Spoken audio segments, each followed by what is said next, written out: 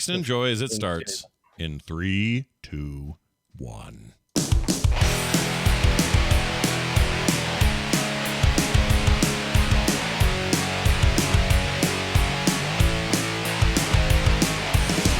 Hello and welcome to Core. This is Core for February 11th, 2022. I'm Scott Johnson with Bo Schwartz and John Jagger. We are here to talk about video games across the spectrum of the gaming world. Yeah. That's what we're going with anyway. It's good to be back. Nice to see everybody. Kind of a big week for Nintendo fans and Kirby fans in particular. I don't know about you guys, but all the Kirby memes have made me feel better. Just in general, just kind of a nicer. I feel like a better person because of all the memes about Kirby. And I already loved Kirby, so now I really like Kirby. And we'll get to that. We'll get to why he's so cool right now. I've never played a Kirby game. John. I've played a single Game Boy original game back in the day. Those were good too. There's nothing wrong. Never anything wrong. There's never been a bad Kirby game. Even that weird golf game where you just tried to put Kirby in golf holes. What was it? Kirby's Dream Course? This is what I do in general. That game was, even that was okay. That was like a good golf game. Kirby is great. And if you've never played the Snes, what was it called? Dreamland 4? Kirby and Dreamland 4, I think. 3? Whatever. Amazing. Amazing game. I'm playing that again now, in fact, because I got so thinking about Kirby this week. I pulled it up on my Switch. It's part of their little SNES and NES collections. All the Kirby games are in there. You should play Kirby. I can't believe John's never played Kirby. Never. Because here's the problem. Most of the time, Kirby games come out near the end of the life cycle of a Nintendo system. And when I was a kid, I was very much an early adopter. So when it was coming out on Game Boy, I was already, moving on to whatever the next system was. I wasn't buying Game Boy games anymore. That's when it was coming out on the Super Nintendo, I was moving on to, other systems at that point. Yeah. So it was just one of those things where I never picked it up, and because I never went back. It's kind of like you in that way, Scott, where it's like, because isn't that why you never played Last of Us Part 2? You're like, no, this game came out too late in the PlayStation 4 cycle. I'm not doing it. It did bug me. Yeah, that was one of the reasons. I didn't like having to play a game that felt like right now, I would hate to be anybody who has to play Forbidden West when it comes out next week on a PlayStation 4. That would drive me crazy. Even though I'm sure it's fine on there. I'm sure it's a fine experience. And a well-made one and optimized for the platform. I have no doubt, but it would feel off to have to play a last-gen piece of hardware again.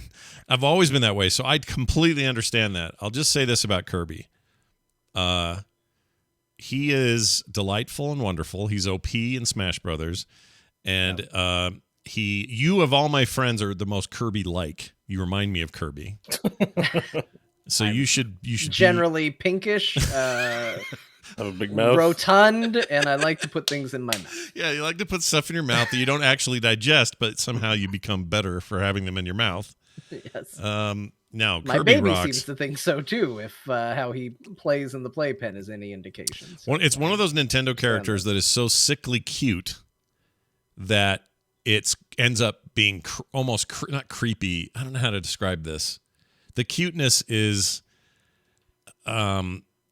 like this new game. It's set in like a post-apocalyptic looking, speaking of Last of Us, looking burned out city with no people in it, overgrowth, nature's come back, whatever.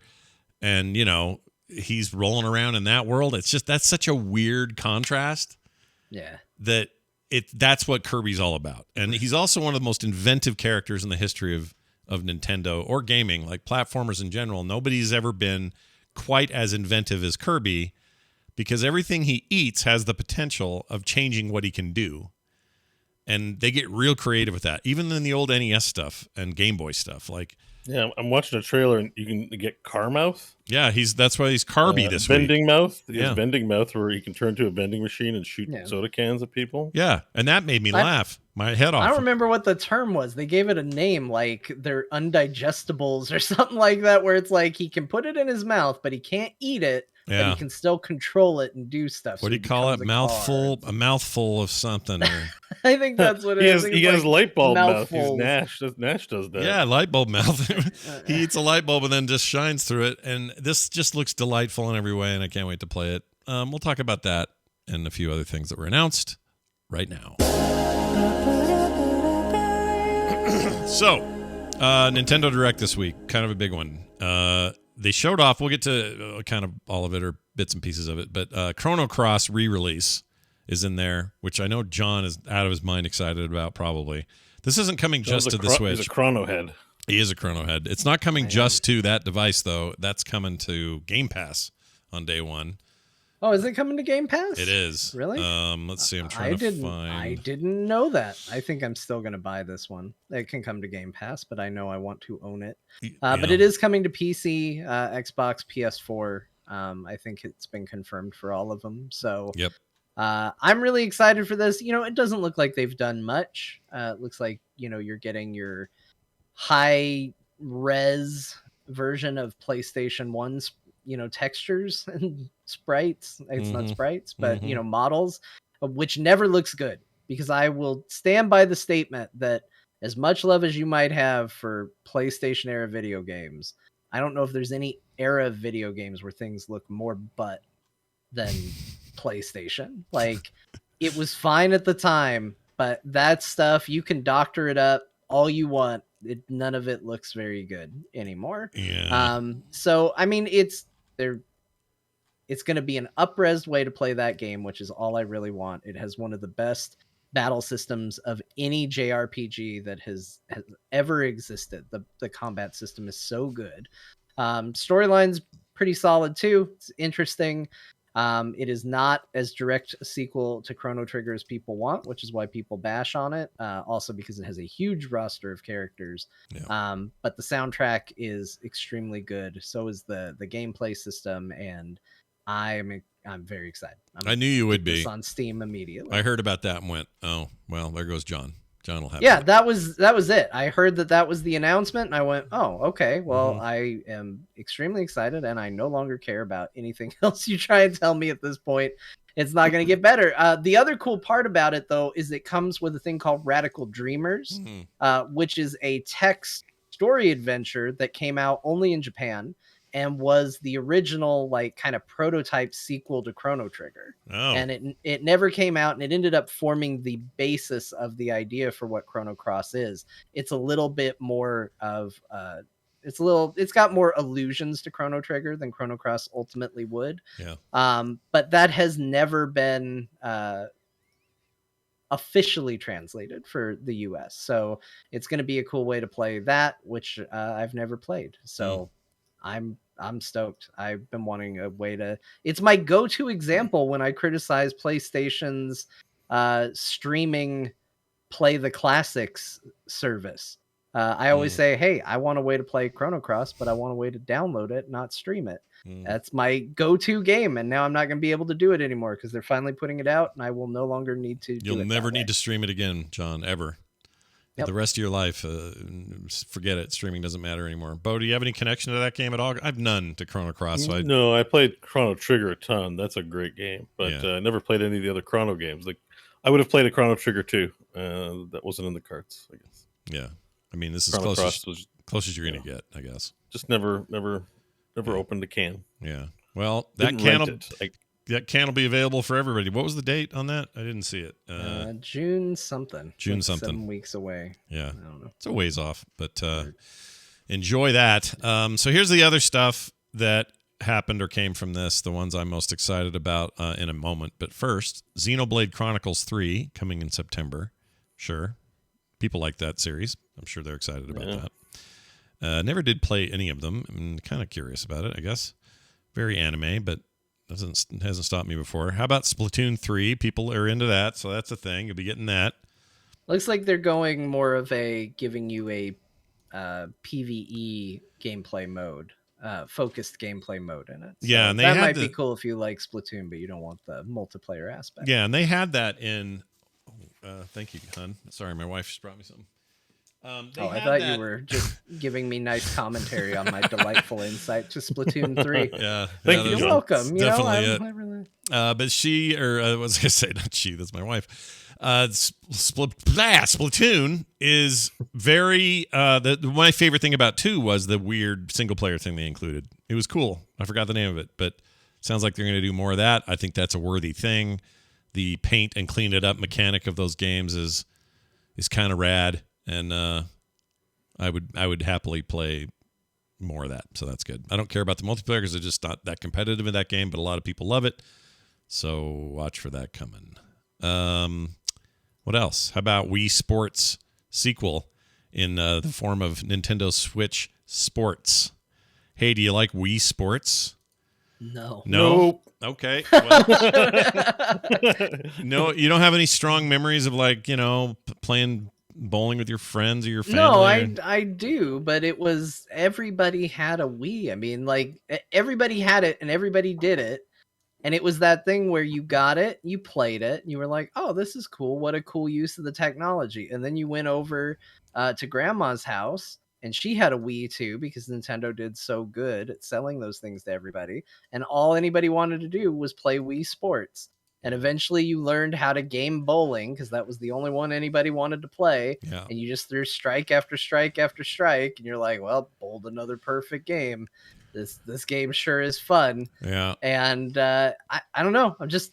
I'm sick of it. Like, it was great at the time, but I am not excited to get back in and play sports mini games that have already they've been stale for a while. Well, let me ask you this. The Wii or the what do you call those things? The Joy-Cons are vastly superior to anything the Wiimotes were doing. Like they actually do like 1-to-1 tracking, whereas the Wiimotes were kind of faking it most of the time. So, there's some potential there for some real I don't think I'm convincing you. No. I don't blame you. It's fine. I don't really care about this either. The Wii was heavily marketed as, look, you can work out with this. Like, even family members of mine that would never touch a console got it because of the workout. Yeah. It's games, but it's working out. So, like, the stigma of video games was lessened by it. And so people could feel they could purchase it. Sure.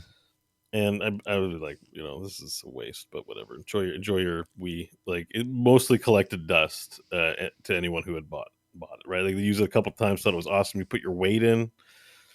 And yes, they had sports. Yeah, but this has a battle royale bowling mode.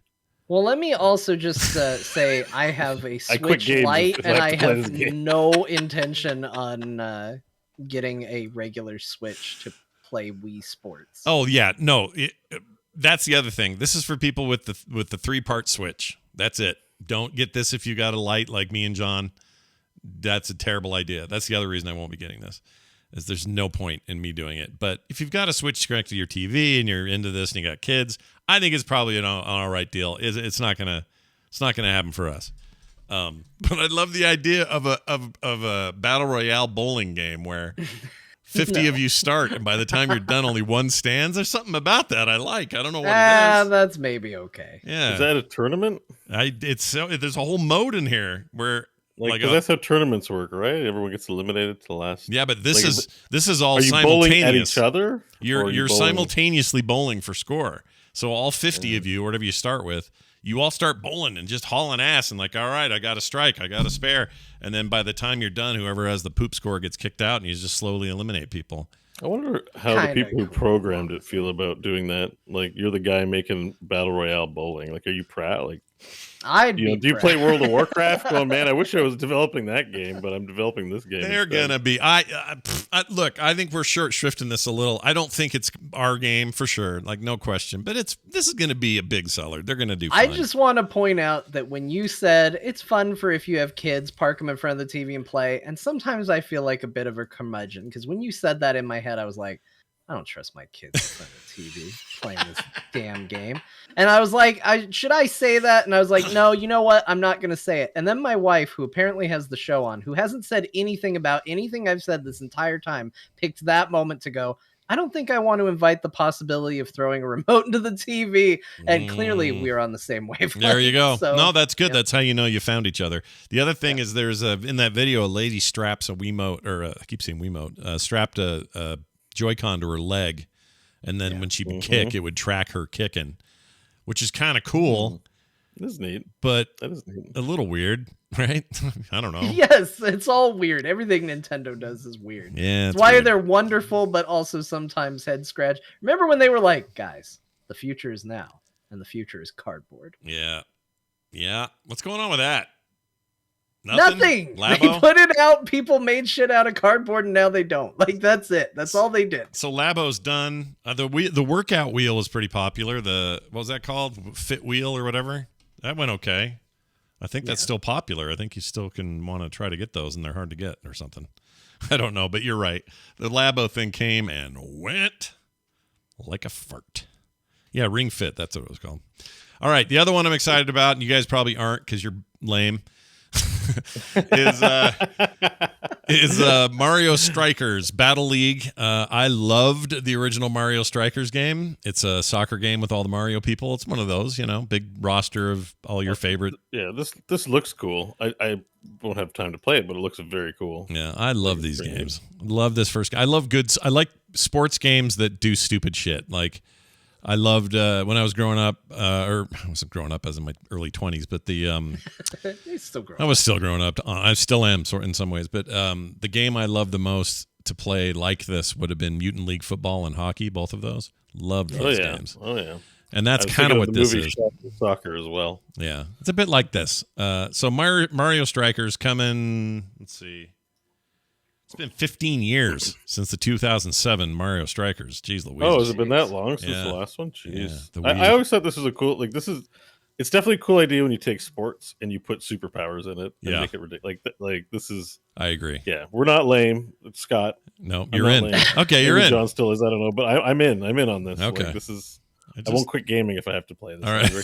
No, I agree. I like this, but this is a perfect example of why subscription based, like, to get access to games is a valuable thing, because this is a game I would never buy. It will never be high enough on my want list. Not as a family thing. Like, what if you're to get purchased, but it's the kind of thing that I always wish, like, I knew somebody who had. But if your family liked it, like if it was like the whole family sits down with 4 controllers and play, like it was pitched to you that way, like you didn't see yourself maybe consider buying it. They can buy it with their own damn money. Like, that's your kids have money. Sometimes if they're good. I love it. Well, it looks ridiculous, and I'm all in. So bring that on. What else we got here? No Man's Sky. I don't know anything about parenting, by the way. So no, you don't. No, I don't know. I think you have a natural inclination for parenting. I know that may sound weird, but I think you do. I think you'd easily, you'd roll right into it. I have no experience in it. It's all theoretical. I've seen him with a cat. I think he'd be great at it. So. Yeah, that's a good point. No Man's Sky coming to Switch. Apparently, they've been working on this in secret for a number of years. That's what they said. They've been secretly working away on it. That's hilarious. That's according to Hello Games. And it's it's not one of these cloud things like when you buy Hitman on the Switch, you're playing a cloud version of it. This is like actual No Man's Sky. I'm sure there's a drop in fidelity, but if these screenshots are to be believed, this looks fine. What is it? Sorry, when you say cloud, it's not the crossplay on the main server, like you. It may be crossplay. I don't know about that. What I mean is, it's not a. So if you wanted to buy Control on Switch, you're not buying a downloaded game. You are buying access to a cloud version. Think of it as like a one-off Stadia purchase on the Switch. Okay. And there's a bunch of games like that on the Switch right now. Hitman 3's like that, or whatever. So when I heard about this, I thought, is that what they're going to do here? No, this is like full-on No Man's Sky on your hard drive or whatever the equivalent is. Your SD on card. the go, I guess. Yeah. I wonder how they. Wait, this is an always online game, I think, right? Oh no, you can play it offline. Yeah, you can play it offline, sure. Yeah, you think you can. I think it looks pretty good. I'm surprised. Yeah. This game doesn't always run great on my PC. Yeah. So it makes me wonder how it's running on the Switch. Yeah, I'd like to, when reviews come out, I'll be very interested, because I wouldn't mind having something like this in bed, chilling, playing. No man, this could be a thing I could get really sucked into on the portable, especially if they do cross save. Because I think right now, I can cross save PC back over to console and that sort of stuff. I think it's a little weird about it, because I know we had some trouble with Steam versus the Xbox Game Pass version, like PC Game Pass version. Yeah, there's some friending was definitely very weird. There was something weird there. You're right. I don't remember what it was though, but it was something like that. Because we played a bunch of multiplayer in that, and I think Crofton had the Game Pass version, and we couldn't add him to our friends list to save our life. It was really awkward getting it all going. Yeah, that makes sense. So it might be that you're playing the same world, but the friend list might be a problem. John, you like those Fire Emblem games? You got one of those coming. Fire Emblem Warriors, 3 Hopes. No. Yeah. Because this looks like a Dynasty Warriors game. This doesn't look like a Fire Emblem game. I like Fire Emblem. I don't like Dynasty Warriors. It's not a mainline. This is not a mainline franchise game. Wait, so it's not even turn-based? No, this is it's Dynasty Warriors. Boo. Yeah. Boo. Yeah. Yes, boo this game. Yeah, forget that. I mean, it's fine. It's for some people. Dynasty Warriors 2 was the first game I bought for my PlayStation 2, and I sunk many an hour into it. And it's still the same game today that it was back then, but it's fine. Now that you say this, I hadn't actually seen the video, and now I'm seeing it. It's straight up Dynasty Warriors. Yeah, I'm annoyed. All right, now I'm annoyed. I did play the Dragon Quest version of Dynasty Warriors, though, so I'm a bit of a hypocrite. Yeah, but no, you're a true fanboy. You love that. You love that. So why wouldn't you play that? Of course you would. That's true. All right, now we'll get into something I'll be a little more excited about. All right. I still probably am not going to buy it. I am straight up. Dude, this is a day one purchase for me. I'm going to get Advance Wars 1 and 2 Reboot Camp the minute it's available to me. Because I love Advance Wars. Like, I have serious love for the Advance Wars series. And, oh, wait, this is the wrong video again. Yeah. Why is it playing twice? Sorry. Fire Emblem. Sorry, everybody. Fire Emblem can eat a turd. But why don't you like Fire Emblem then? Oh, I like Fire it. Emblem and Advance Wars are the same game. I like it. I don't like the anime tropes, and I don't like how self-serious it is. Okay. I like the goofball nature of Advance Wars a lot. And see, I do too. Let me be clear up front. I like Advance Wars. I thought this series was great.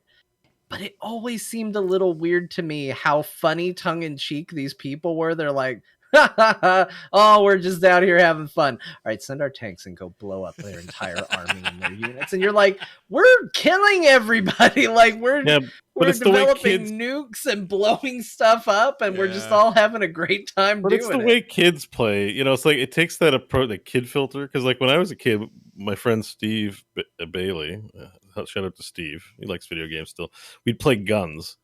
So we just have toy guns, and the name of the game was Guns, and we killed like 500 people in an afternoon. Like, we just ran away, and it's like that kid imagination. We're like, the bomb's gonna blow up, and then we try to run away and do the slow motion dive. And to me, what I see here is like it's the kid take on war, not the actual depravity of war. Okay, yeah, like that's the aesthetic. Is like, what if a kid made a strategy war game? It'd be like, sweet, send those tanks in, Billy. You know, like it's yeah, it's like more like playing G.I. Joe or whatever. But I found those games just delightful from start to finish. I love the turn-based play of them, obviously. I'm a big fan of that. I think this graphical treatment here looks amazing to me and looks like kind of what we all envisioned it to be. I never played. Oh, it's so good, Bo. I'm like, I look at this and I'm like, it looks interesting. Like, you know, looks like fun. It is fun. I'm telling you, if you never played Advance Wars, you're missing out. I mean, I'll wishlist it on a sale. I might pick it up. It was my favorite SP game to play because it just felt perfect in that format. Like, do you think this will be an $80 Canadian Nintendo thing? Oh, that's like a good question. Games? I don't know. Because like I'm not buying it for $80. I mean, if they don't. But it's a Nintendo. It'll be a Nintendo game, right? Yeah, but it shouldn't be full price. Although they do still charge. It will be full price. Like, as far as I can tell, the Nintendo games are full box price games, and so mostly, yeah. I'm thinking 1 and 2. Oh, it's $80 easy, right?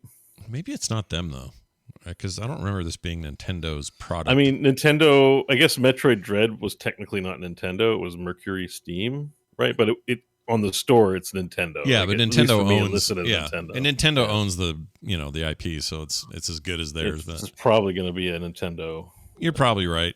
I wish I could argue it. I can't. You're probably right, and it pisses me off because if there was a trial, and I played it, and I was like, holy shit. Yeah, right. I would definitely give this a try. I like strategy games. Yeah, if you played it and went, ooh, XCOM level addiction here, then sure, maybe it's worth it to you. But because I think this looks really cool, and because I never played it, it would be a fresh experience for me. So fresh. So I had such a crazy crush on the lady in this game. This is like one of my first cartoon character crushes. Yeah, I don't know why. The Which lady. one? The original? The one with Can I the have a green headband and the green pants. And I actually just to be safe, I What's went her through and did name? the math to find out how old I was at the time to see how weird this weird crush was. Yeah. I don't know. This is like I just remember 03? thinking that. I just remember 02? really liking the. You can have Advanced crushes on Wars people girl. as a kid. Well, Sure. cartoon people. When you're an sure. adult, you don't want the other way is not good, but that way is fine. If you're a Well, kid, that's what I was checking, but I was making sure I was young enough for it to be okay. Yeah, were you? So how old were you when you had a crush on Green Pants Oh, Lady? because that character's a kid in the game. Kinda. No. Kinda. Well, maybe I don't know. She looks 12. Look at her standing there. Well, I was 17, so it wasn't okay for either Yeah, one. that sounds okay to me. You're good. Now, whatever was happening in my mind was no one will have illegal a problem across with the that. board, so No, it's fine. I'm glad you checked that. You're right. I'm so No one will glad have a you've problem with decided that. to frame this with this right next to my head. Thank Yeah, no problem. No problem. John's first waifu. Yeah, Yeah. she's the one. Nah, she's fine. Whatever. She's He's fine. Whatever. she's getting the work done. She's getting it done. That's all that matters. Hey, you could have been worse. Oh, geez. Bo, it could have been, or John, it could have been worse. You could have told me this was the guy that you have a crush on. There he is, right there. See him? You Which get guy? a Oh look at this my guy. gosh, who's this? I don't know. Is Someone he in one of the generals? yeah, he's someone in Advance Wars. I don't know who. Oh, man. dude, that's a handsome hunk of meat. I That forget. guy's My memory is that could too. not afford a new shirt. He's it's like looking in a mirror without the long hair, basically. The value here is that it's both the first and second games in one package, and so I could see them charging a premium for it. You know, like a normal full price game for 2 games. That's not that bad. Well, Anyway. it's Nintendo. You just accept it. You know, it's like Blizzard, right? Yep, You know? you do what you do. People often complain their games are very expensive for being old, and I'd be like, "Hey, you want quality? You pay. You pay, You baby. pay You for pay- quality." You pay through the nose is what you do. This Kirby game, let's talk about it for a second. This is the one I'm most excited about. By the way, that's called mouthful mode when he's got the car. What? So if you haven't seen That this sounds trailer, like dinner time for me. do yourselves a favor at home. If you haven't seen the trailer yet, go watch it. It's amazing. Kirby eats a car and then becomes the car, and now there's Kirby memes, and it's amazing. People are putting Kirby in everything. I love it so much. Oh, there was that. Are we moving on? Because there's a few other things. Oh no, there's a ton in here. Okay. I laughed out loud when Kirby becomes a drink machine and starts shooting cans of juice at Yeah, people. the vending machine looked awesome. Yeah. That was my favorite. And it the looks light like- bulb was good. Looks like there's a bunch of like environmental puzzles that you'll solve by becoming a chairlift or whatever, some kind other kind of hardware for whatever period of time you need to. And the great thing about the old Kirby games, and I'm sure it'll be true here, is that even though you turn into stuff, if you get knocked out of the thing you were turned into for some period of time, it's okay, because Kirby on his own with his built-in abilities is still pretty great. It's just that these things may give you, a brief advantage because you're in a certain area that, the drink machine's going to kill a bunch of dudes for you or whatever. Like there's advantages to being the things that he becomes, but for the most part, even just regular old Kirby can do some shit. And I don't know. I think this looks just delightful, and I can't wait to play it. He's aged really well as computer graphics have gotten better. Like, really his sucking well. ability looks badass, and before it was just JPEGs. But like, I find like Mario arguably looks a little worse with each graphical advancement. You're always like, okay, but Kirby looks awesome. This looks awesome. He really does. I'm very excited, and the cuteness. Do not let it fool you. If you're an adult man like me or lady, this is meant for you. You think it isn't, but it is. Kirby's meant for everyone. Kirby is in your heart. Kirby's in your soul. Kirby is life. All right, moving on. Yeah. Kirby greater than Grogu. That's right. Yes. In fact, carry Kirby around the universe and save him. That's what I want. All right, look at this. Portal and Portal 2 ported to the Switch. The Mario-Lorian. Yeah, the Mario-Lorian. I knew. That's the Kirby and Mario game is the Mario-Lorian, where he's a bounty hunter. Way. Yeah, it's perfect. It's perfect. Kirby's the Grogu character. How do you guys feel about the portals making their way to Switch? Like, do we care now at this point? It seems like a long time ago. The biggest news about this is it reminded me they exist, and it would be a good time to play through the campaigns 1 and 2 again. I was like, oh yeah, these games are amazing. They are It's been amazing. a long time. Yeah. I've probably forgotten all the puzzles, so it would be a fresh experience. It really could go for a Portal 3. What's the deal? Well, Valve, like, they kind of suck. Like, I don't know what the deal is with their gaming policy. Like, release some games, dumbasses. They Sorry. just print And money. Respectfully saying, like, you make great games. Like, just make one once in a while that isn't freaking Counter-Strike or Dota. Like, that's one of these. Yeah. And I guess they made Alex, so, but, you know, not all of us have VRs yet. Give us a Portal. Yeah, some of us aren't on the VR. Do they have Portal? Are there VR ports of Portal? No, That but would they're be games. trippy. You know what? Maybe. I think they did do it. Maybe they do support it. Yeah, it seems like Valve would do that, right? Because, man, I need to buy a VR headset. If Portal exists on VR, then that's where I want to play it. Let me see. I can tell you real fast. This Portal Stories VR is a brand new mini story set. I want VR. I would do just the remaster of the original games. Okay, yeah, it is Portal. Oh, Portal 2 in VR is one of the best Vorpix. Okay, so apparently you can play Portal 2 in VR. I don't know about I've Portal done the 1. Vorpex stuff. It's not the best, but you can force VR into games that don't natively have it. Right. Vorpex does that. That's what that is? Okay. But you have to run it off your PC. Is there a Portal VR mod? Maybe there's some mods that make it better. No. Half-Life Alex mod. We know about it. It'd be a big deal. Like that wouldn't have got by us if. What's Portal Stories? I haven't heard of this. Is this a thing? It is an official Portal thing. This seems all right. Okay. This came out around the time the Vive did. I don't know if it's any good. The nice thing about the Quest 2 is you can use it as a PC-based headset. You just plug in a USB-C cable and you're in. So it works real good that way. All right. $299 and you're in. And I also have a thing to tell you later that might convince you because I was blown away by something this week, gaming-wise. Convince me to invest in VR? Yeah, it's cool. Not bloody likely. I know, but I want a VR headset. I'm saving for a computer, but I could totally just buy one at any time, and it's hard to resist. Yeah, and it's $300. I need a new computer, but $300 is. But nothing. I really want to get one. Yeah, you can get them. Well, $500 for me, and I probably need the cable and whatever. I shouldn't say it's nothing. Of course, it's not nothing, but it's still. I'll grab it soon. I'm really looking forward to it. I want to. I want to get into VR. Yeah, it's neat. I need to join the metaverse. I don't want to be left out. Yeah, get in here. Get in the metaverse. Show only half your body, and let's go. We got this. Oh, today you guys want to hear something funny? Yeah. I was. I have to save it for when I talk about Zenith, or I could talk about it now. I don't know. All right, I'll tell you about it now. Zenith is this VR MMO. It's on PC. It's on headsets, separate, or you can just play the one on the PC. It doesn't matter. Anyway, the point is, it's a VR based MMO, and I mean truly one. You got a big character sheet, and this helmet's better than the one I have on. Swap them, and it shows in the world my new helmet, and here are these better shoulder pads, and check out my awesome new gloves and my new gun or whatever. It's kind of this weird fantasy sci-fi crossover in terms of setting. And you get quests and you go do them and you shoot shit and use spells and do all the things you do and you have inventory. And when I pick up loot, I grab it and put it behind my shoulder as if I have a bag there and it takes it. And now it's in my bag. It is an MMO, this thing. And you can see your legs. So there's no like cutting people off at the waist. It's just like full avatars out there running around with their armor on. And it's very cool. I spent a ton of time in there. Got to level 8 or 9 so far.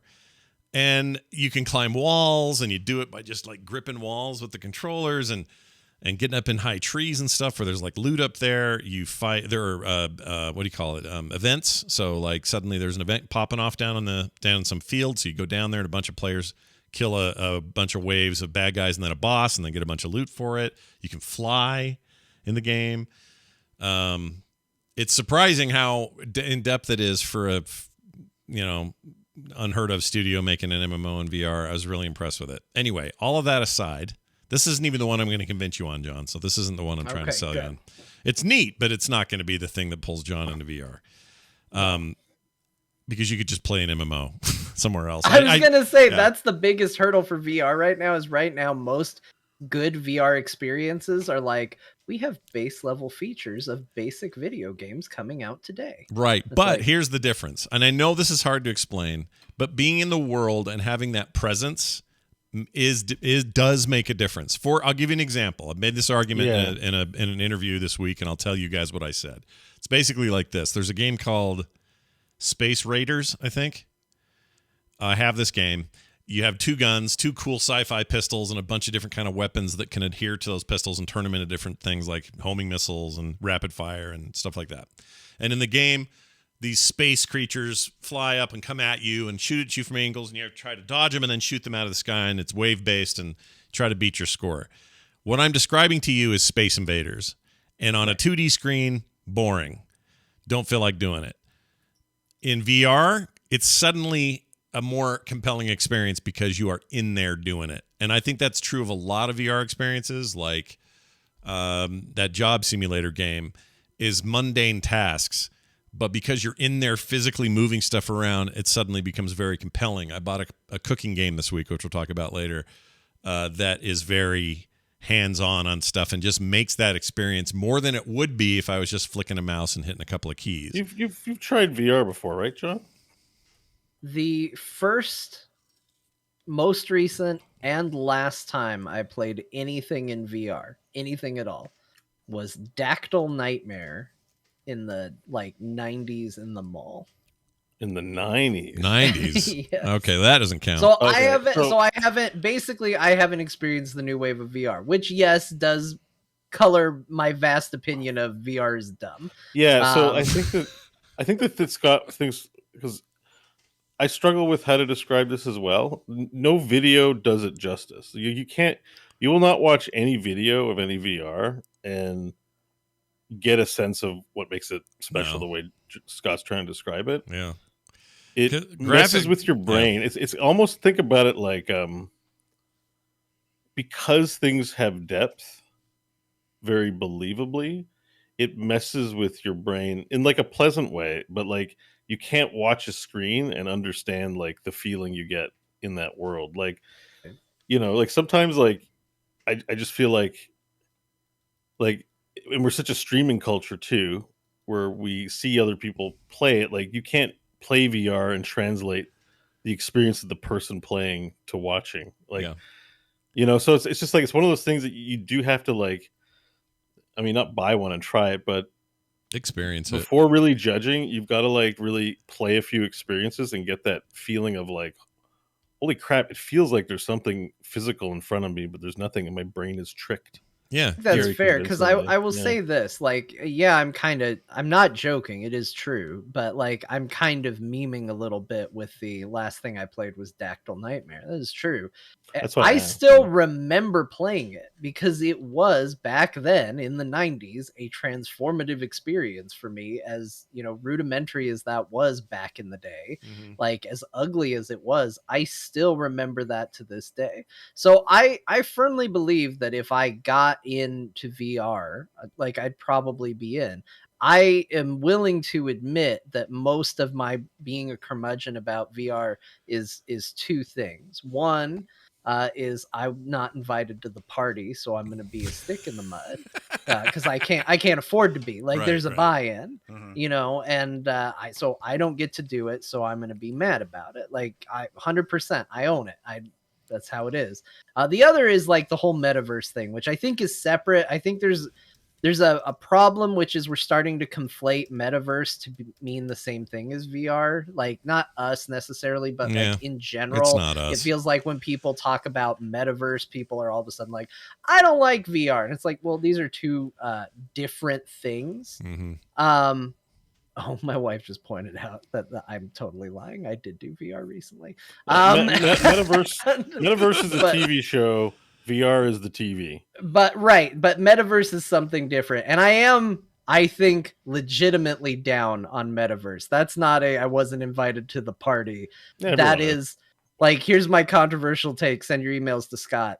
NFTs are to the Metaverse what Republicans are to Democrats. Like they are basically they're both doing the same evil things. It's just one's better at pretending they're good while they're doing it. Let me counter that with one tiny thing. As I said today in an interview, in VR, we're still doing B-roll shoots for some of this thing I'm working on. As I said to them, and I really mean this, in 1994, people would say to you, have you heard about the information superhighway? And you could get away with it in 1994 because that's the dumb word people were using for the internet. Today, if someone came up to you and said, Hey, John, you should see the new bike I got. Oh, cool. Where'd you get it? The information superhighway. You'd kick him in the nuts. Yeah. Because that true, sucks. Everything about what they just said sucks, and it also does a terrible job of explaining what the internet was or even became. I'm telling you right now, metaverse is that phrase today, and there will be a day we look back on it with shame and disdain. It's a stupid name and a stupid word, but companies are using it to try to get people psyched about a thing, just like they did back in those days with that dumb word, and it will go away. It's really got nothing to do with any of this. Can I offer a counterpoint to your counterpoint? Yeah, go ahead. I feel like what you just said is exactly what people say to me when I'm like, I think NFTs are dumb. They go, people said the internet was dumb. People said the internet was a stupid way to just make a bunch of money back in the day. No. See, that's different. That's conflating it, though. See, I agree with you, actually, on that, 100%, but I'm not saying that. What I'm saying is ignore that word because nobody knows what the hell they're talking about. I'm saying there are cool things happening in VR just on their own. Forget about connecting them all to everybody and interoperability of whatever the metaverse is supposed to be. Forget about whatever that future is. There may be reality to that. I don't know. The point is, like, right now, there are rad things you can do in there at a relatively low price point compared to what that stuff. To me, it's a miracle those headsets are $300. Like, I just don't even know how they're losing money. They have to be because it's just stupid cheap for a thing that does what it is doing. But we had this whole this is the whole reason I'm doing this little side documentary thing with CBS News. It's the whole thing is seen as very hard to sell people on who either aren't already sold or don't have that curiosity because videos never do it justice. It's impossible to show it off in a way that makes sense to people. Streaming it makes people sick because it's just a weird way to look at someone's point of view. And that also doesn't do it justice. Right. It's just a weird thing that you have to be in to kind of get. And that's compelling enough to drive all this interest right now that you're seeing. But at the end of the day, I'm with you and other gamers 100%. First of all, gaming will drive it. Second of all, when it truly starts driving it and core gamers get on board, it will be because the experiences in there are so compelling for their gaming heads and provide the challenge, the progression, the mechanics, all of those stuff, and the jank-free experience that it currently is a little janky, but we'll get to a place where it's less janky and it's lighter on your head and it costs even less to get one. Like when we get there, gamers will be on board because there's amazing opportunities in there. All I kept thinking today, Bo, was of you and your DMness. Here's what I was thinking. I was like, somebody's going to make a D&D VR playground sandbox that basically lets them have a million assets at their whim, and Bo over there with one controller holding up a virtual menu going hallway, sconce, here's an altar and a little bit of blood on the floor, and just you're gonna build amazing immersive 3D I would worlds. think I wouldn't have the VR headset. I'd be on the screen dropping things in and seeing where you guys are, like an RTS. Like, either way, but you can do. See, that's the thing is I've played. You're playing first person, and I'm the super user. Drop like I mean it's cool. That's you can cool still idea. do that in VR though, like pull way out. Like when I tell you guys about Demio, it will make more sense. But but I saw the video for Demio. You playing Demio? Yeah, cool. You doing stuff and moving things around and changing things in real time and having that happen, and then still having the ability to say, this D&D adventure is still about this magnificent story and imagination of Bo, and there's no limit. There's still no walls or ceiling to it. But basically Roll20 is now a fully immersive experience. And if I need to throw a rope to Hope, I can physically do that. And if John needs to pull up his megaphone and yell into it, it actually has an effect in the world. Things shake and it gets loud and whatever. Like I'm just saying the potential there is off the charts. Right now, we have some stuff that's just getting closer to that. We're in the almost smartphone age of VR. That is to say, we're getting there where the technology is meeting imagination and development. And I think give it another 5 to 10 years, and we're kind of there. Well, I also have to backtrack a little bit because I lied. I have done VR. I did it about 2 to 3 years ago, something. My wife and I, one of our first dates we ever went on was one of those VR places where they put the backpack on you and you actually run around in a room. So you're not just standing idle. You're actually moving and running. And that was cool, like, because there is a moment where you have to walk across like this really narrow like ledge, and you get attacked while you're on the middle of it. And we had some people that were too afraid of heights to cross it, and I had something pop up behind me while I was standing on it, and I nearly fell over in real life because I was trying to balance on this little beam, which is ridiculous when you think about it, because you're just standing in a room. It was a pretty neat experience, I will say. The only thing that I think kind of ruined it a little bit was, in the back of my mind the entire time, I was keenly aware that I was like one accidental overexcitement from running into a wall or somebody I knew and just like slamming into them super hard. So there's always this like worried little safety inspector in the back of my mind going, "You're gonna run into a wall." No, and it's real. That pulled it back a little bit, but it's cool. You definitely get taken into it. You're not gonna freak out thinking you're about to fall off the ledge of something if your brain isn't buying into it. I think there's an element to that. I think for me the biggest hurdle is getting one, because I don't know when I'm ever gonna have, as reasonably priced as $300 for a headset might be, $300 to spend on VR. Yeah, it might be when it's also much further along, and then that purchase is not only easier, but just is more of a sensible one, because it is still early adopter time. That's just where we're at, and I won't deny that. But I will say that my wife probably saved me from a broken neck the other day. I was doing, not Beat Saber, Pistol Whip, this game Pistol Whip.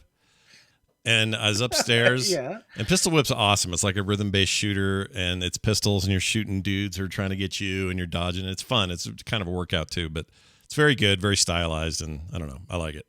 Anyway, I had drawn my... I decided not to draw my space, making my wall, my borders. Instead, I just made a stand still and do it as if you were sitting kind of mode. You can do that. And it's all inside-out tracking, so you don't need trackers or anything in the house. It's just the headset. But when you do that and you play something as rigorous as Pistol Whip, you do move more than you thought you did, and you start kind of scooching out of frame. Now, it does warn you when you're out of the ring or whatever, but in the midst of all that fighting, I'm not paying attention to the warnings, and I suddenly feel this grab on my arm, like, she goes, "Honey!" And she's like yanking me. I'm like, "What? What's the matter?" And I pull the headset off.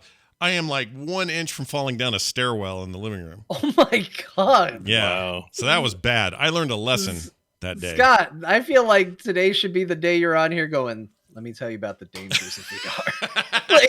You should probably just play it in the backyard.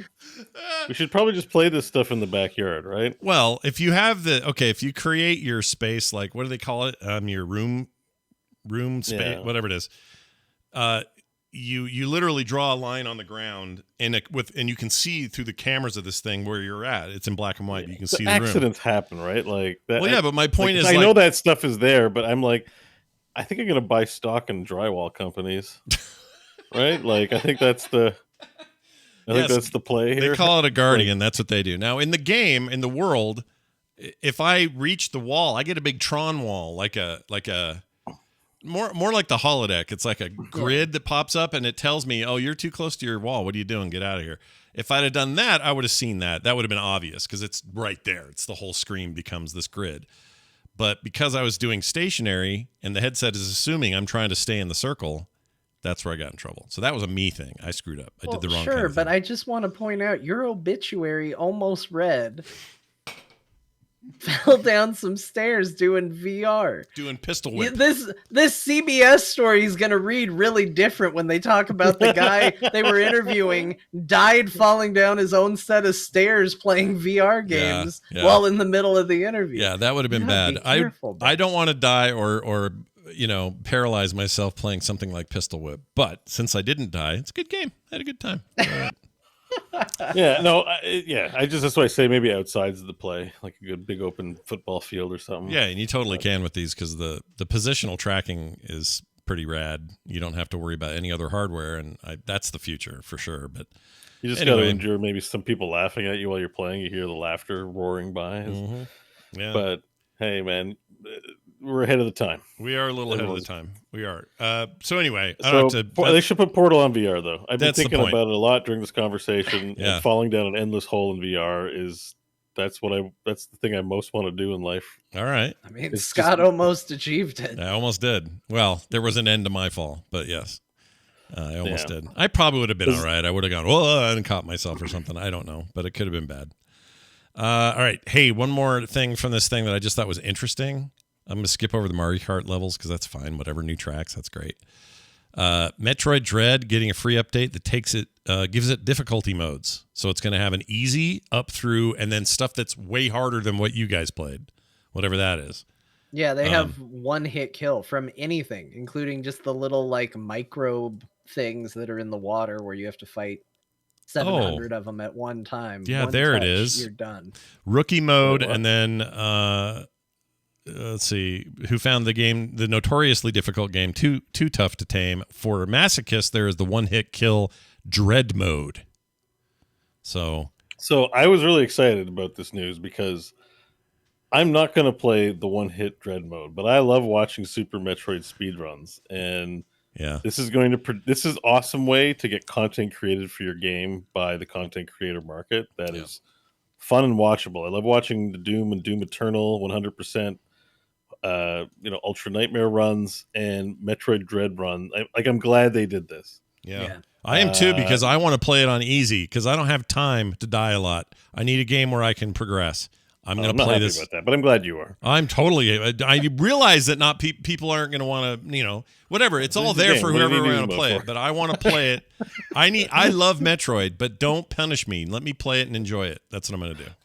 Yeah, I'm happy for you, but I was talking about the hard mode. Yeah, not because I'm not going to play it. I'll never do it, but some awesome person's going to do it. It's going to be fun to watch. It's fun to not watch. only are they going to do it, they're going to do it fast. Yeah, and not only are they going to do it fast, it's going to be hilarious because Nintendo notoriously doesn't like people streaming their games, and yet they made a mode that is infinitely streamable. And I think that's hilarious. Streaming. If you're disallowing streaming of this game, then the left hand doesn't know what the right hand's doing. This is not for everyone. This is for the cadre of people that are going to no life this game until they can perfect it without getting hit. It's hard not to get hit in this game.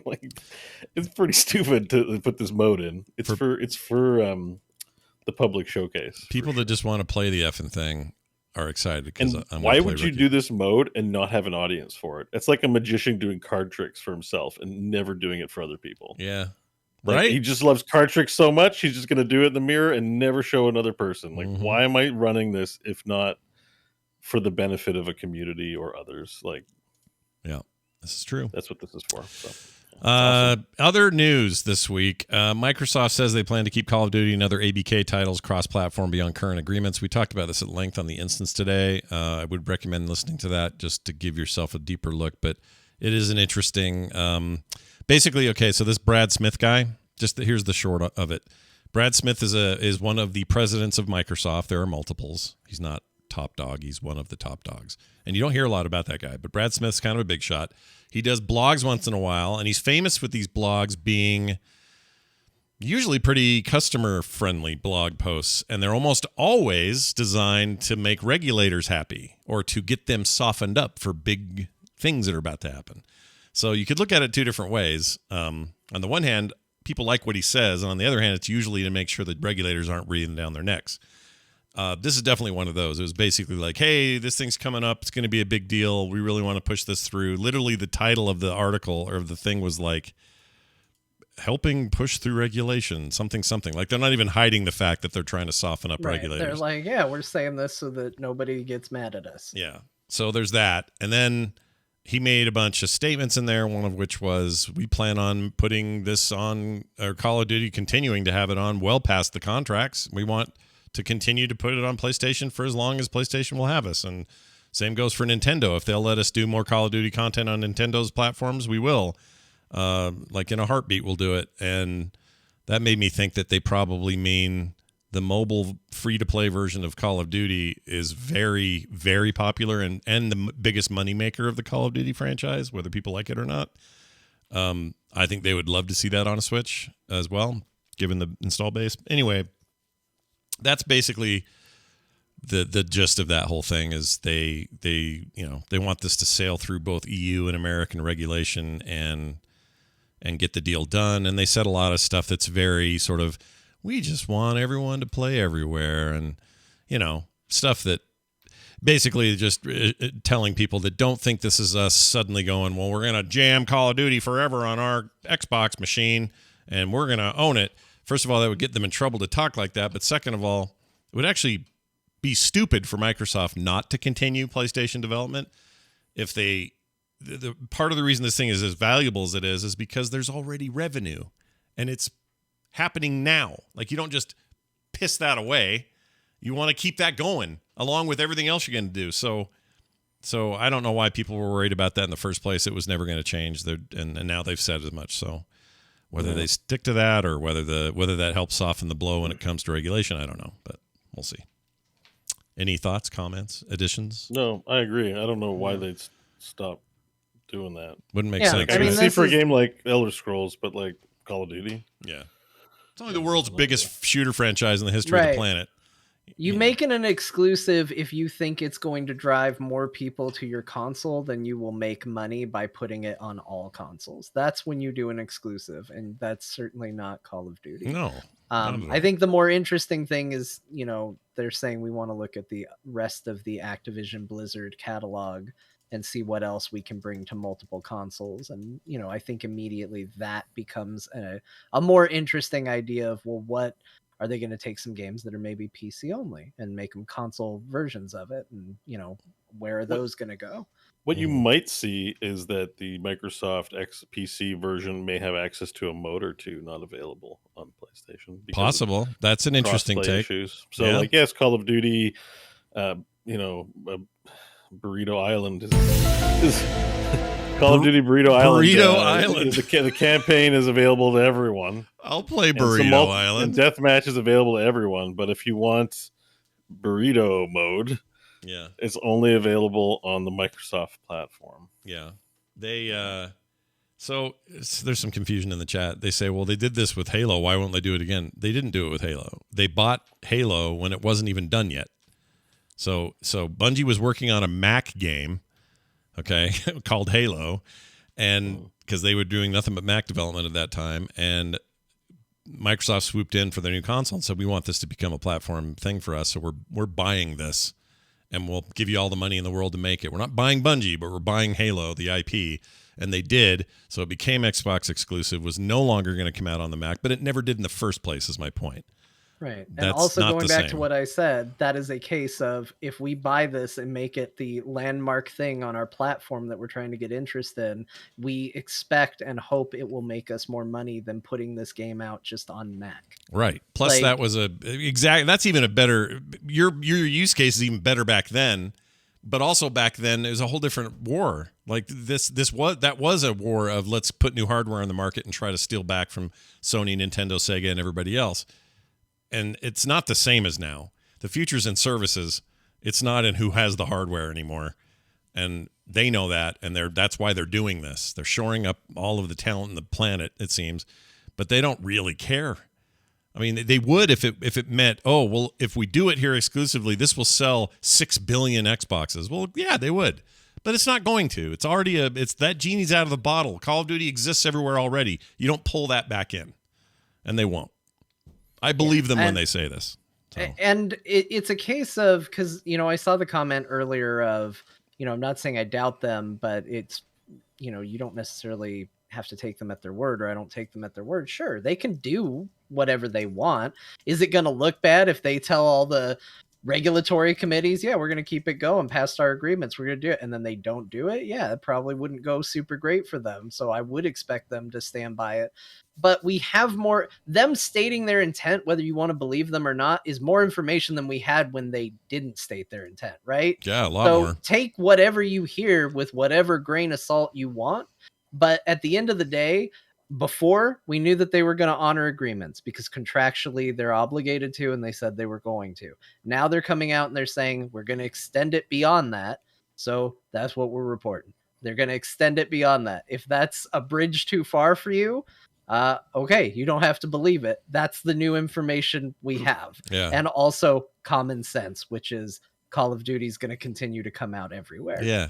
Why wouldn't it? Of course it will. Same thing with Minecraft, by the way. I don't know if anyone noticed, but they didn't make that exclusive. If anything, they made it more available on more platforms and never really messed with the core formula. Like it wasn't even on Game Pass for a long time. It only recently came to Game Pass, and they've owned it forever. Not ever, but a long time. Yeah. So that's probably a better comparison. The Halo thing, I just don't think it tracks given the time we're in now. All right, let's move on to the next thing. Oh, Lost Ark launch. We're going to talk about Lost Ark later in the games we played, but for now, it's important to note that it was it is official Lost Ark International Lost Ark Day. So it is. Literally, we're doing the show and withholding our ability, the three of us, to actually play Lost Ark. Look at the sacrifices we're making. Everybody. It's a big day. I've waited for this. I've talked about Lost Ark on the show years ago. I've been waiting many years for Lost Ark. Yeah. If yesterday I hadn't had, where is it? Diarrhea. If I hadn't had that yesterday, we would be playing now because we would have had the show. Anyway, this is out and Steam crashed a little bit earlier today because of some problems there. What was the deal there, John? They released something too early? Steam crashed for or Steam had hiccups for the early release. Today, it seems like they themselves are having technical issues for the free-to-play release.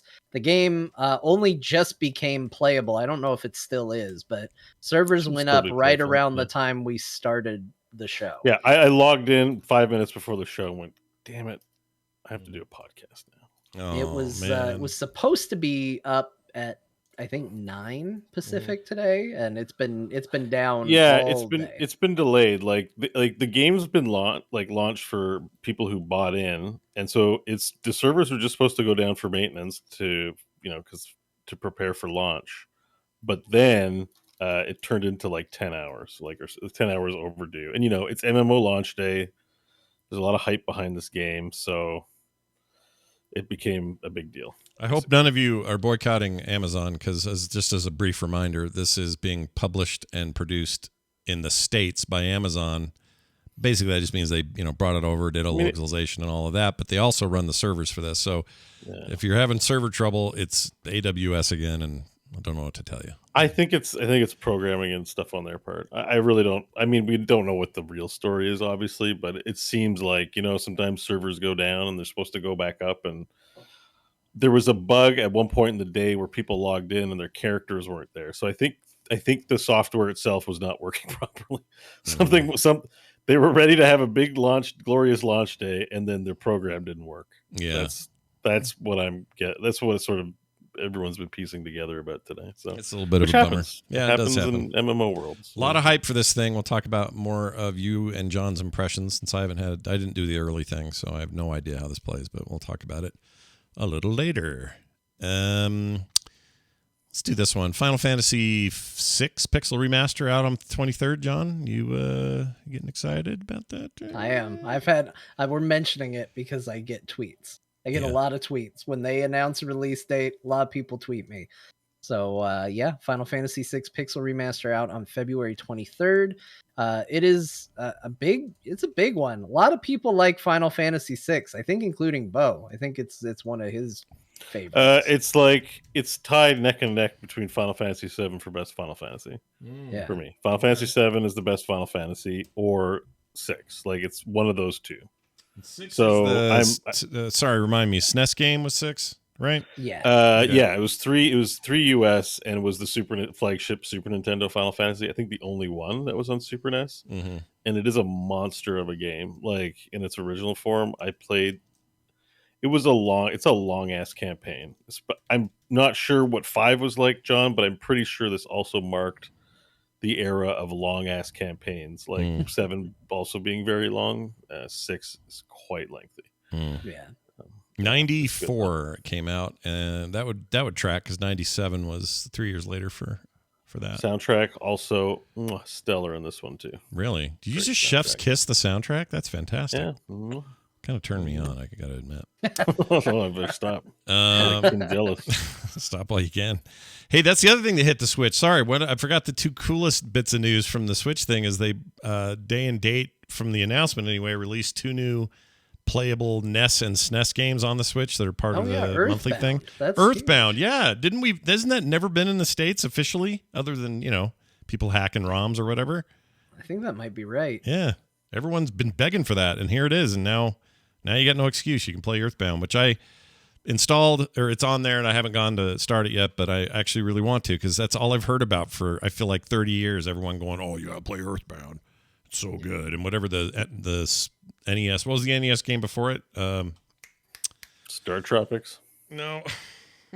Star Tropics. I like Star Tropics. I bet you do, but it's completely unrelated to Star Tropics. What's it called? Oh, you said Earthbound and Star Tropics. It's called Mother. Mother.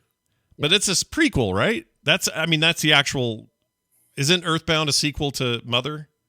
I think Mother is what it's called in Japan. I think it's like a translation. And so the only one that made it over from Japan was Earthbound, but Earthbound was like Mother 3 or something like that. Okay. It's like they pulled a Final Fantasy here, is my understanding. Oh, interesting. No, that tracks. Right. Yeah. So the first few Mothers didn't make it over, and when they brought it to US, they're like, we can't release a video game called Mother. Who's going to buy it? Like, this is the 90s, right? Like, yeah. Video games. It needs to be airplanes and guns and explosions and like fighting guys. Yeah. Like, can't release a game called Mother in the United States. We were much less international with everything. The other day I was just thinking about how stupid it is that there's a Genesis and a Mega Drive. Why couldn't they decide on a unified name? Or why Famicom and Nintendo Entertainment? Like, I hate that. You'd never do that now. Well, completely different styles too. Like, you look at the Super Famicom compared to the SNES that we got, they look completely different. Yeah. And it's a shame. Yeah. Super Famicom looks really cool. Yeah, it was pretty cool. I don't know. I'm a sucker for the SNES, but it's just because that's what we had, I guess. No. Yeah, I mean, I'm nostalgic for it, but then they got those multicolored buttons, Scott. Yeah. They look really cool. Those are cool. I almost bought a controller the other day that had those on it, but didn't. Still kind of regret not doing it. Anyway, so there's that. All right, moving on to, hey, guess what? We like doing these reviews from Steam and other marketplaces for games. Today it's Steam. We have a review for Dying Light 2 Stay Human, a game I'm playing on and off while I have been super busy, but that game's pretty great. Undead parkour, basically, is what that game is, and I like it quite a bit. Well, guess what? We have a Dear Martha Steam review. John, anything special here? Just normal yeah, Martha? just normal. Yeah. All right, well, here it goes then. Enjoy.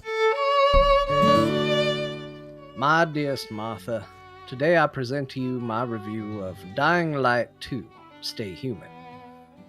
Martha immediately quit and uninstalled when I saw that zombies have health bars and level numbers. Why are new video games like this? Yours in this life and the next, Raspberry. That's great. Oh, Raspberry. I agree. It's like I wrote it.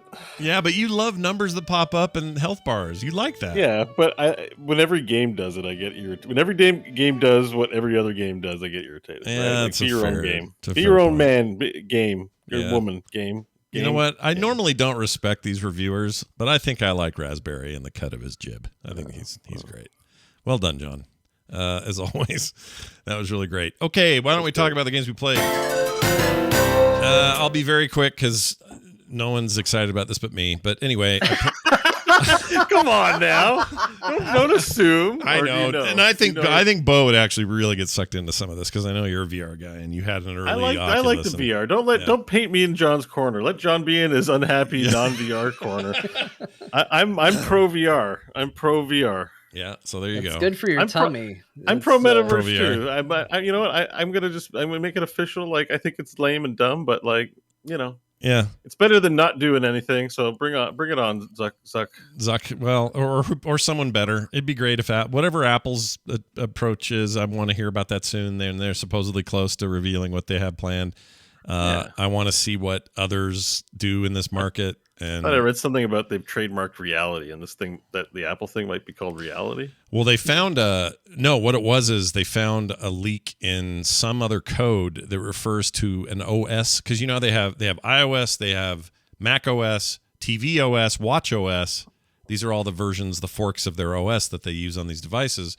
And they found a reference to Reality OS, and they think that that's yes, Apple just runs it all. They're like, oh no, Reality's been upgraded. It's a pretty good name, though.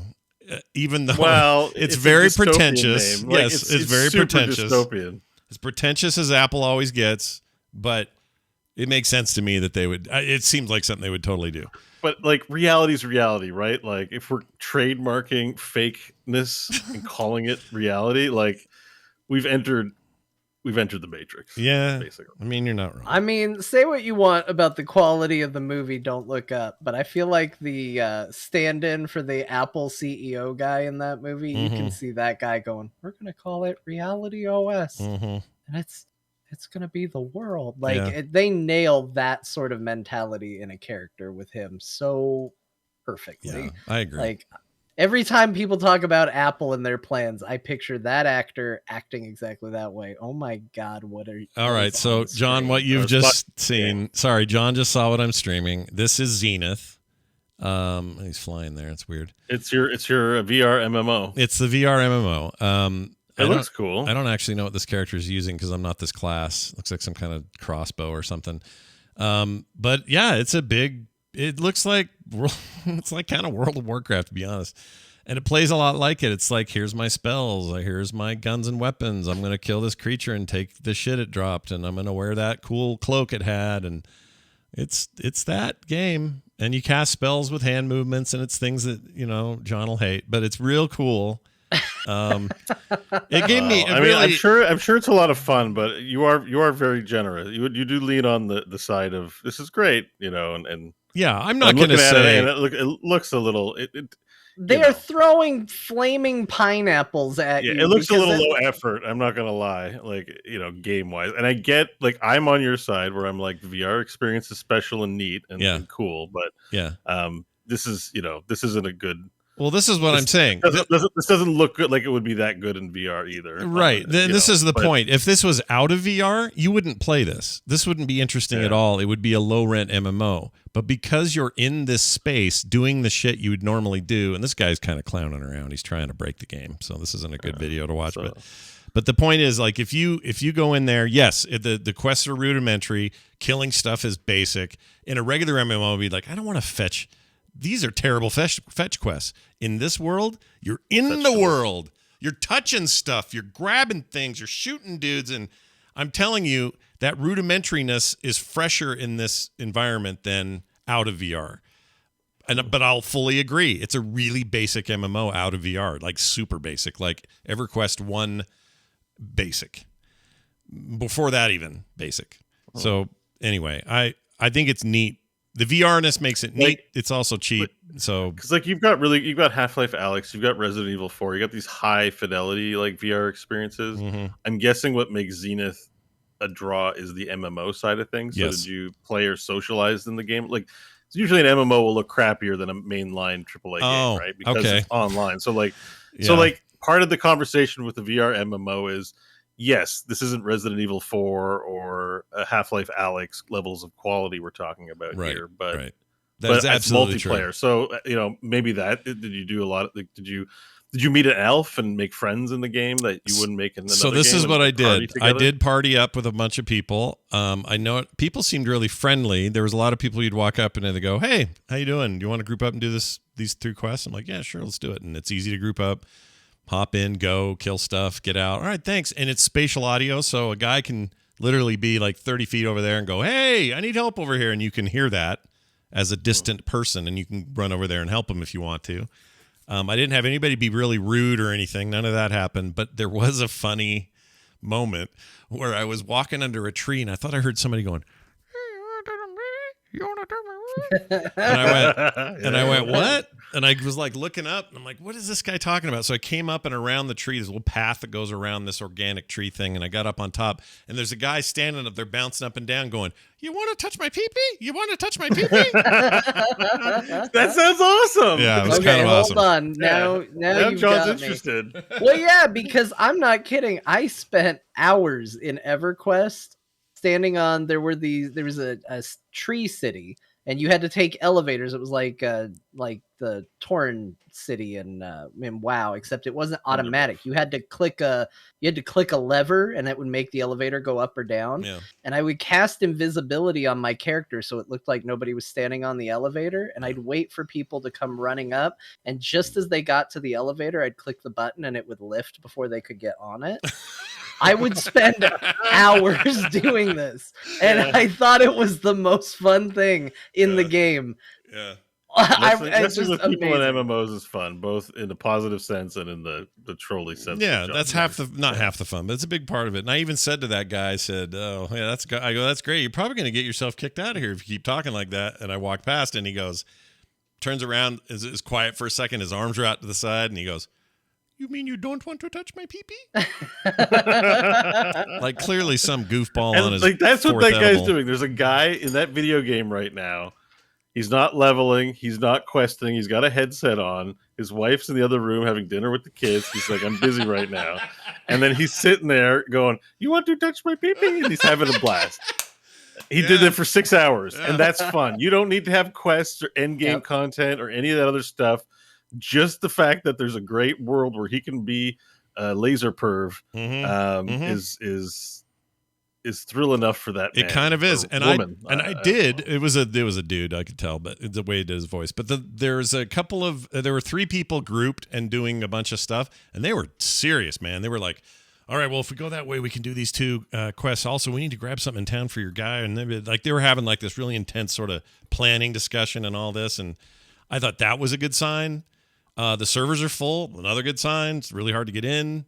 They had a good launch, but servers are full, so they're adding new servers. Like it's legit, and it's only $29. There's no monthly. You just play, and I was impressed. Is there a town hub in that game? Yes, there's multiple towns. I don't know which town is the main hub though, but there's cities. I could break out my guitar and we could start a band and hang out in town and just go walk up to other players and go, "Welcome to Zenith. We're glad that you're here." Yeah, you could, and just like mess with people. It reminded me of you going Blue Hole, brought to you by Blue Hole. Remember that? It's like that, and you can mute anybody you want, including the world. You don't have to hear any of this shit if you don't want to, but there's something fun about just seeing how weird people are and talking to them and somebody saying, "Hey, or some guy says, do you know if anything grows over here? I'm supposed to pick a bunch of stuff." And I'm like, "Oh, I think I've been hogging it. I apologize. I've been pulling these plants as they grow and they respawn, and I keep pulling them and keeping them." And he's like, "Oh," and I said, "Don't worry about it. I'm good. I don't have to take any more." And he goes, "Oh, thanks. I need these for requests." And we just had a little moment there. That's what makes an MMO fun. Yeah, you got your VR headset, like that killing stuff. That's in like every game. Who cares? Like, the killing stuff doesn't really the social. That's the MMO part is that you're playing with other people and having those experiences. And there's swords, there's melee, there's all that. I'm telling you, there's something here. Whether this is it or not, it's a step in the right direction. That's all I'm saying. Yeah, like eventually there will be the World of Warcraft of the VR space. Yeah, and everyone's gonna be like, I gotta get a headset and get in on this. Yeah. So See, but that's why I like the you're right, and I laughed at it a bit. Like VR doesn't show well. Like you showed that, and it's like, okay, this looks like shit. But the reality of it is that like that jankiness and that put into VR, that guy just decided to go randomly climb a mountain, and it lets him do it. Yeah. And you've got I thought you were going to tell me that there was someone who climbed up the tree and was just hiding in a polygonal tree, yelling at people that went and did things under the tree, and that sort of stuff is cool. Mm-hmm. And I think that's what AAA games have a tendency to get away from. Mm-hmm. I know that's one of the big reasons I like Final Fantasy 14. His bow can live his life as a bard in that game. Like sometimes it's more important the stupid stuff you can do in a game rather than a super polished experience that walks you through everything and handholds you. Like I was more excited about your "you want to touch my penis" guy than anything else about that's it. Like that unique story. And that's that why made Dance me go, Studio. yeah. Yeah. That's why Dance Studio never making it into World of Warcraft was a sad thing. And people were genuinely excited to express their creativity in that shared space. That was a it doesn't sound like a big deal because it doesn't sell in marketing, and you know what I mean? Like, but it's really important for the people invested in that space if they're making, like, just from my playing Valheim, like I build my buildings and now that's my building. Like that's a real place for me. Yeah. So just also going around and being like a welcoming committee in the game. Like there's a guy in PlanetSide who would play like music over VoIP, so when you'd log in, you'd hear this sweet ass music, kind of like the Pope, the dancing Pope, I guess, that Kyle and Garrett talk about a lot. But there was a guy who'd be there and he'd play music, and that guy's always there, and his job is to play like licensed music for everyone else over VoIP. We love it. Yeah. I don't know. That kind of stuff is great. Yeah, it has its moments. So you're saying like, the MMO trappings are fun. Like the game does have to be fun. You're saying it's fun. I think it's fun enough. Stuff. Yeah, like the basics are there. Yeah. Like the mechanics feel like the basic mechanics of an MMO, and I don't think that holds muster on a 2D screen where somebody's used to these, and we're well past the prime of WoW. And we expect more, but in this world. Yeah, you're getting like PS2 to 360 graphics. So, that feels older. But because you're in it, it's just different when you're in it. Like, I can't really explain it. It's just different. And I'm not saying that I'm saying this is a significant little stepping stone. I'm not saying this is the end all be all. We're not there yet. But this is close. I should say. Here's one that's even closer. This is the one I really want to talk about. This, I think, is a killer app for if you have VR, you get this game. That's just straight up the truth. And it's Demio. Now, I streamed a bit of this the other day. Again, I don't think streaming it does it any justice. In fact, the other thing to remember about streaming VR is the headsets typically are only one eyeball worth of stream.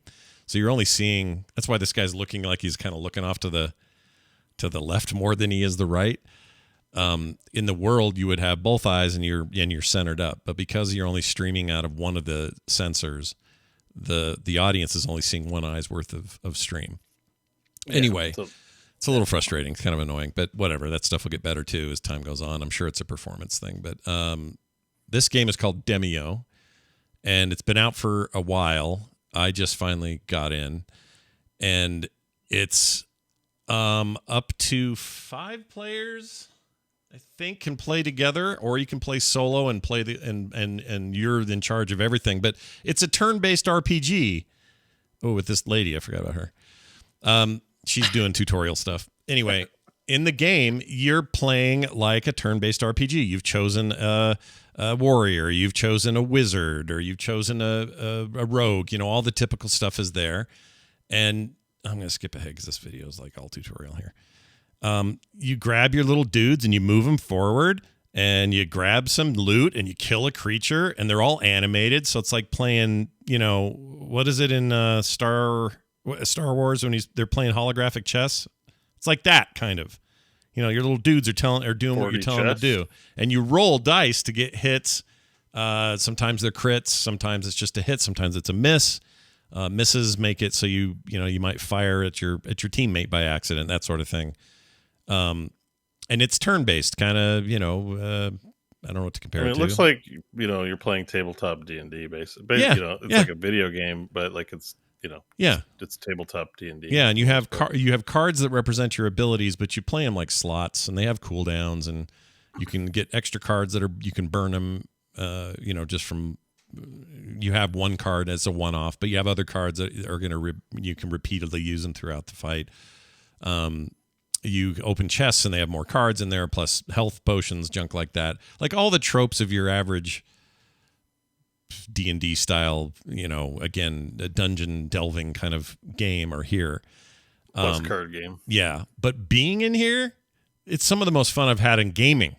Like, I had so much fun playing with Ibit and Schleicher and my daughter and me. And It was so much fun, you guys. I cannot say enough about this particular experience. This was so much fun. Now, we have had this much fun around a table with a real thing, just rolling dice and doing it? Yes.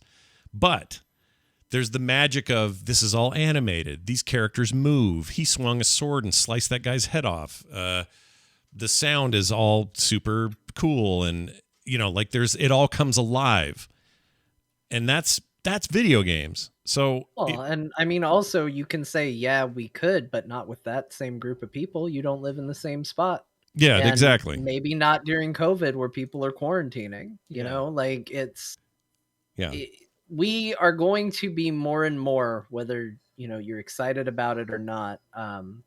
As a society, we've decided to make pandemic living a multi-year thing instead of a one-year thing. We are going to be looking for ways to close the gap and be able to socialize and have experiences that require being around people without actually being around people. Exactly. That's a new reality that a lot of people are going to be looking into ways of facilitating. Yeah. And this has, I was just noticing, I forgot to mention this, the movement is two-phased, kind of like XCOM, where it's like, well, you can move once and then still have an action, or you can use your final action to move a second time and get further in or whatever. So there's that mechanic. Backstabbing is awesome for the rogue. I freaking loved that. The little old grandpa wizard guy is great because he yells a lot of things you've heard before. Like at some point you can build a magic barrier and go, "You shall not pass," and he's all echoey and everything. It totally rips off Lord of the Rings.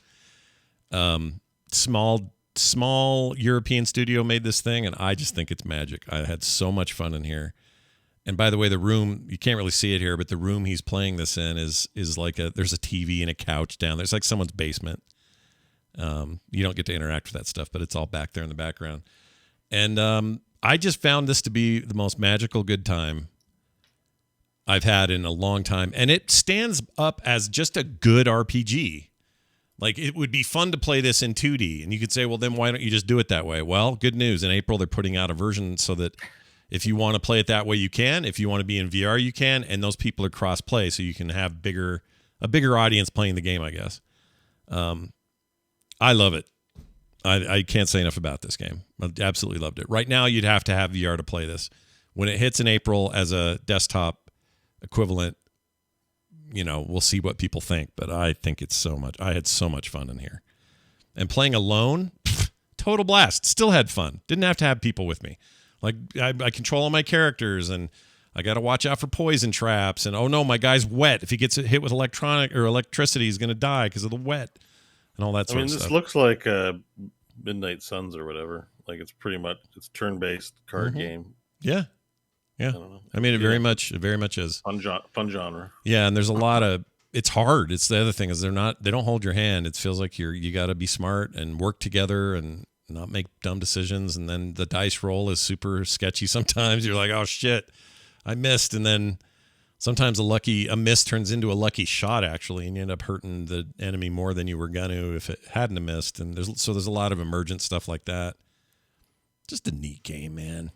I really liked it. My biggest complaint, again, is this video kind of sucks because it doesn't really give you the feeling of what it's like to be in there. You can pinch and zoom your way right up into their faces if you want. You can be like right up in there. You're not locked at this overhead view. And it's just not showing his peripheral vision. You don't get to see his full range of vision because it's just one eyeball. Like, there's a lot of problems with how we translate VR to 2D. So I don't even know how he just did what he did there. How do you get it upside down? Did he put his headset down? He must have left. He did reach up to his head like he was doing some headset. Yeah, and his hand's sitting there. He take his headset off? Is this a bathroom break we're seeing in real time? I think he's taking a pee. Yeah, I think that's what's happening. What a pee looks like in VR. That's amazing. Anyway, I'll shut up about it. I just think it's cool. All right, moving on to a very quick mention of a game I haven't cracked in too hard, but speaking of RPGs and cards, a fan gave me a Badger Lord was it Badger Lord? Shit, I'm going to give the wrong person credit. I properly credited my listener.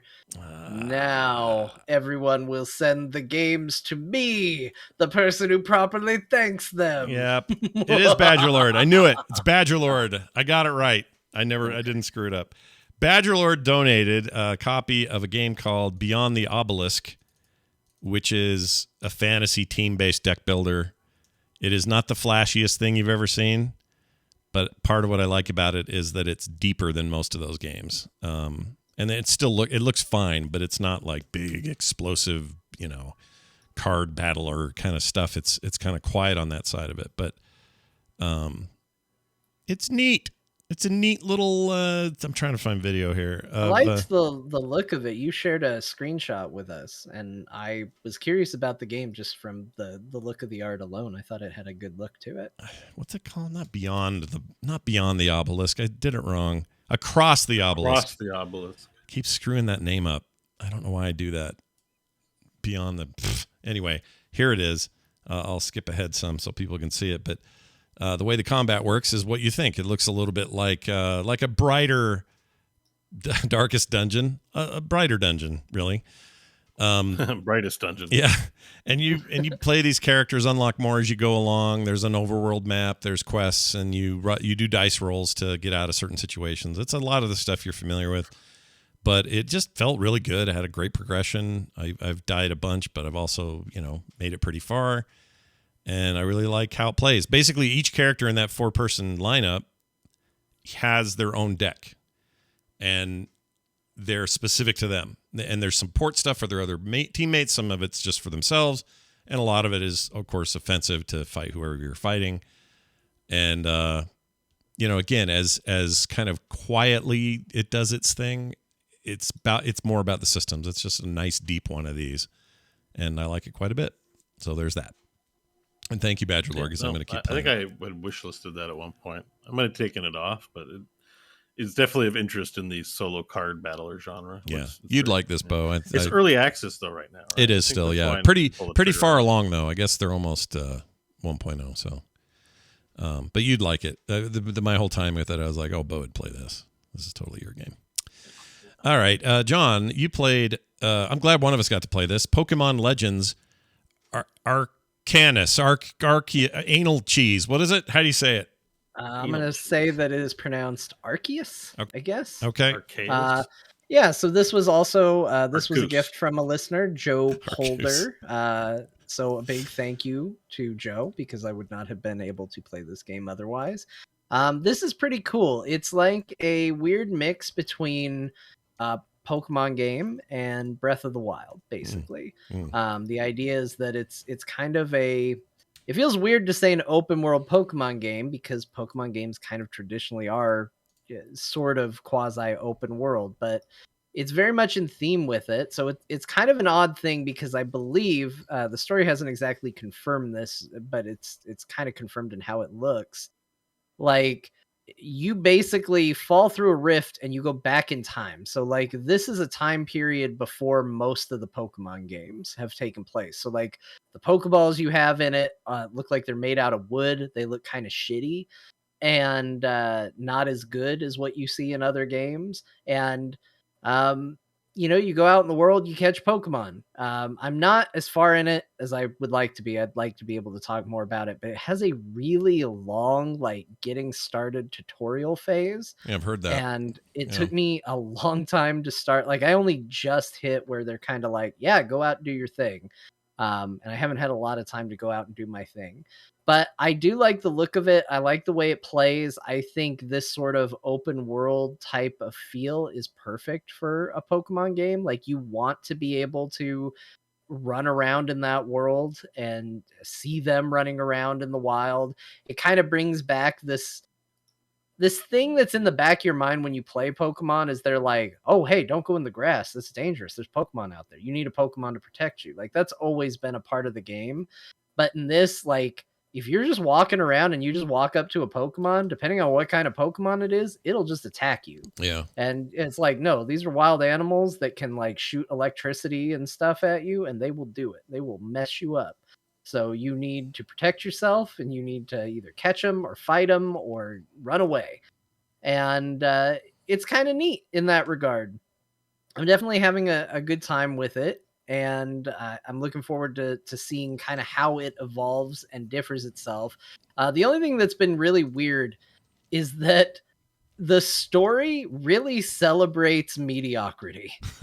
Like, you show up and they're like, hey, 3 Pokemon just ran away. Can you help us catch them? And you're like, sure. Then you go up and you throw a ball at the Pokemon and you catch it. And then you go up to another Pokemon and you throw the ball at it and you catch it. And you go up to the third one, you throw the ball at it, it breaks out, and then you throw another ball at it, and then you catch it. And you go back to town and they're like, they caught 3 Pokemon in a row. And people are like, Jesus. Like immediately they're just like, holy shit, it's Jason Bourne. Like, people treat you like you are amazing because of this. And then they're like, well, before we bring you into our society, we're going to set you up a trial. You're going to have to go out and catch 3 more Pokemon. And they're like, they already caught 3. That's not fair. And they're like, yeah, they're going to have to catch another 3. And they're like, oh, no one's had to do this before. And then you go out and you throw a ball at these Pokemon and you catch them. Like, you're not doing anything that impressive. Like, you duck down behind some grass and you throw a ball at an animal and it catches it. And then you come back and people are like, it's a prodigy. Oh, They're man. so good. It's just so amazing. Here's a live sound clip of John showing up after 3 in a row. Oh, Jesus. Yeah, they freaked out. They're into it. Yeah, they're really impressed. Yeah. They really think it's an impressive feat. But that weird story bit aside, which I do find charming and enjoyable, I think it's pretty interesting. I think it's pretty cool seeing like the kind of world of Pokemon after having played so many of those games in the early days before they have all the, technology that those games do have is kind of cool in a like Star Trek Enterprise kind of way. It's like, well, we don't have transporters. You can give the Pokemon a pill and it'll feel better. You're like, okay, this is what we got. Yeah.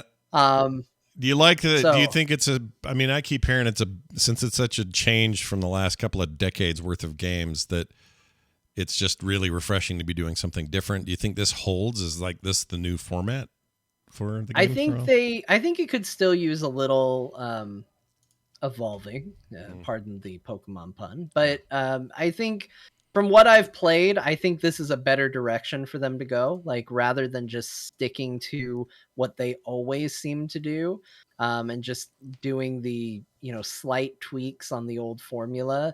I think this is a smarter way to do it. Like, it was so refreshing to have, like they give you a Pokedex and it looks like a notepad at this stage. But like normally in Pokemon, like if you see a Pokemon, you get your basic entry, and then to complete the entry, you have to catch the Pokemon. Got it. And in this game, it doesn't work that way. In this game, if you see it, you get an entry, and then you get a list of things you have to achieve in order to complete that entry to have properly studied the Pokemon. So it might be you have to catch 3 of them, or it might be you have to fight with them. And so it gives you these little objectives within each one to kind of make your Pokedex work. And it's little changes like that to the formula that I think make it feel like a very different kind of game, which might mean some people that just love the traditional style bounce off of it. But for me, I was like, oh, this is really cool. This is something different, and this is something fun. And it doesn't feel like they've cut back on quality or anything like that. Like it still feels like, they put in their full effort to making this its own thing. Well, it seems like definitely a new direction. I don't know. This is the first time I've been like, man, I might want to buy a new Pokemon game.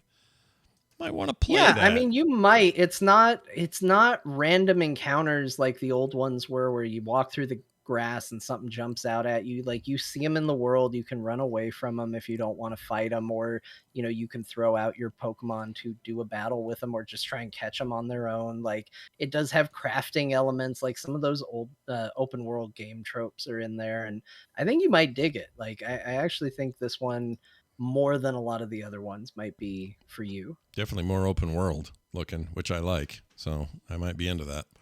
All right, so there's that, and you guys both played Lost Ark. A bunch of our listeners in the chat even are in there now playing, making us realize that we're not playing it. Everybody wants to play Lost Ark. It's the hot new hype machine, and I'm curious what you guys think. So Bo and John, maybe together or apart, take turns here, but explain why the world is freaking out about this. So, John, you can start. Why do we care about Lost Ark? What's going on? Oh, well, I mean, Lost Ark is a very good-looking, high production value, kind of cross between an MMORPG and an ARPG, action RPG. So it's, one part you got your MMO, your World of Warcraft, Final Fantasy, whatever, and on the other hand, you've got your Diablo, kind of all mixed in together. And on top of that, it all looks very good. It's free to play. And all these things are very appealing to a lot of people. So I've spent a decent amount of time with it. Mostly a good experience, I would say. Like yesterday, if we had done our show yesterday, I'd be coming in really negative on Lost Ark. It is a game that I don't think puts a very good first foot forward. I think its prologue is kind of bad. I think it kind of throws a lot at you before it decides to open up. Its story is a little goofy and a little silly. And I think if you're like me, like one of the things that it definitely does correctly is every class in that game looks like the coolest thing you've ever seen in your life. Like, you go, okay, well, let's see what the mage is about. And you just see fireballs falling down from the sky. And I'm not talking about little pixelated fireballs that are tiny and small. I'm talking about like they leave craters, things explode, body parts go everywhere. Like then you go to a gunslinger and you're switching between a sniper rifle and pistols and shotguns and you're spinning and you're hitting in all directions. Like everything in this game looks insanely cool. And that has kind of been, for me, the first problem, is I wanted to play every class. And as a result, I'm having a very hard time deciding, like, okay, well, here's what I'm actually going to play. And I'm actually going to stick with it. To the game's credit, they do a very good job, I hear, about giving you ways to catch up if you make a new character. A lot of things are bound to your account, so there's not a lot of duplication of effort if you decide to do an alt. I found an answer to that. When you get to max level or end game or something, you get a boost for 2 characters. You get 1 boost to boost a second character, and then you get another boost. So you get 2 boosted characters. So at end game, you'll have 3 characters to play. Seems all right. Yeah. So, I mean, they definitely know that people are going to want to play a lot. It's not a regular things. MMO. Like you make a character. It's like your story main character. This is like, it's like playing Diablo 3. Like you're different seasons, you're going to play different classes and try them all. So they lean into it, at least for the first bit. Then you got to build them yourself. But yeah, you don't really approach this game like this is my main character and it's my story. You approach it like Diablo, where you're like, I'm just going to play monk this for a while, try monk out. Like, yeah. Is it like end game is what? Casual feel to end game is what? Like, hey, dungeons all day with friends or whatever. It's like if imagine Diablo 3 actually had a better end game. And that's what like an end game that's like designed for those people who want to keep playing to have progression, basically. Like progression in Diablo was like Paragon system. That's pretty much it. Yeah, that's true. And this game progression is dungeons, raids, islands, these things called cube and abyssal, like dungeon. Like there are lots of Nephilim Rift adjacent contents, like repeatable stuff, but a wide variety. Maybe if you're playing Endgame and Path of Exile, that's something you can think about too. So you're going into levels and spamming things. So there's actually a lot to do if that's a game, if that's the kind of thing you want to do. And there is like a pretty healthy fan base for it. If it's not, I wouldn't say the hugest, but there are lots of people who do Diablo Endgame, Path of Exile Endgame, and that's going to offer its own version of that. Right. So and there's also, I know in the Korean version there's going to be a MOBA soon in the game, so you're gonna be able to play like Heroes of League of Legends in the game. Oh, yeah, weird. All right. So it has a robust PvP system as well. Like it's there's also gonna be tower defense, which I know you're gonna hate, but like I think there's this kind of like, the way Hearthstone has battlegrounds and mercenaries and stuff. Like there's this element in this game as well, that there are actually a number of game modes available towards end game. It's not really obvious, and I don't think we're there in this patch for this game, but it is kind of a kitchen sink sort of deal where there's lots in there. I'm really curious about the MOBA, because I could see a MOBA being really fun with this. I'm really curious about that. I didn't know that was even a thing. I did read today they have in their roadmap and soon to rectify one of the things people complain about, which is the gender locking on the classes right now. Are they going to do that? They're going to add, Oh, they're cool. going to add choice in genders, and the thing I read said they're going to go ahead, and if you're already playing something, they'll give you a choice and you can swap it or flip it or whatever.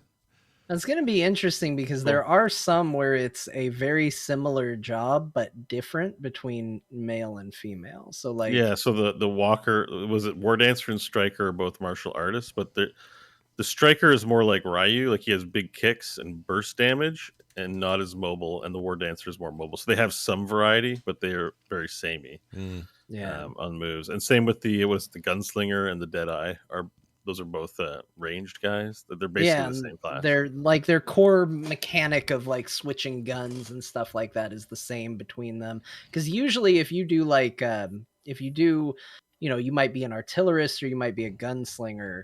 One of the big differences is that your special ability is different. So, as an artillerist, you get a big cannon that does a whole bunch of damage and stuff like that. Whereas the gunslinger switches between pistols, sniper rifle, and shotguns. But then there are male and female versions of a class where that ability to switch between guns is exactly the same. So I'm curious what they'll do with regards to something like that.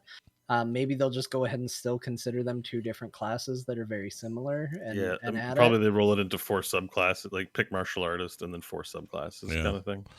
It will be curious. Also, it seems like a lot of work. Like for them to say that that's something they want to do. Like I wonder when they're going to do that, because for some of them, like there is no female version of the warrior. Just like there's no male version of the assassin. Yeah. So that's creating completely new assets. Oh yeah, it's all I've new noticed art. I've made a ton of characters. A lot of the different classes will share like the same face set with some small variety. So like, I don't think it's gonna be that. Probably not that bad. It'd be really funny if they just took the male warrior and have him go, "Hello, I'm now a lady." That'd be really good. Yeah, you're actually really selling me on this. I'm actually really excited to crack it open. And graphically, so this game, so I've been looking forward to this game for a long time. Yeah. We talked about this on Core back when it was just I was resigned to it. I'll never be able to play this, and I just needed action RPG to play. It's the campaign's extensive. What you have to do is I'm going to tell this to John, because that's why I asked how far did you get. This game doesn't get serious till you get to probably your 4th dungeon, the Morai ruins, when you start to see just how extensive, like how elaborate and production values are put into the dungeon experience.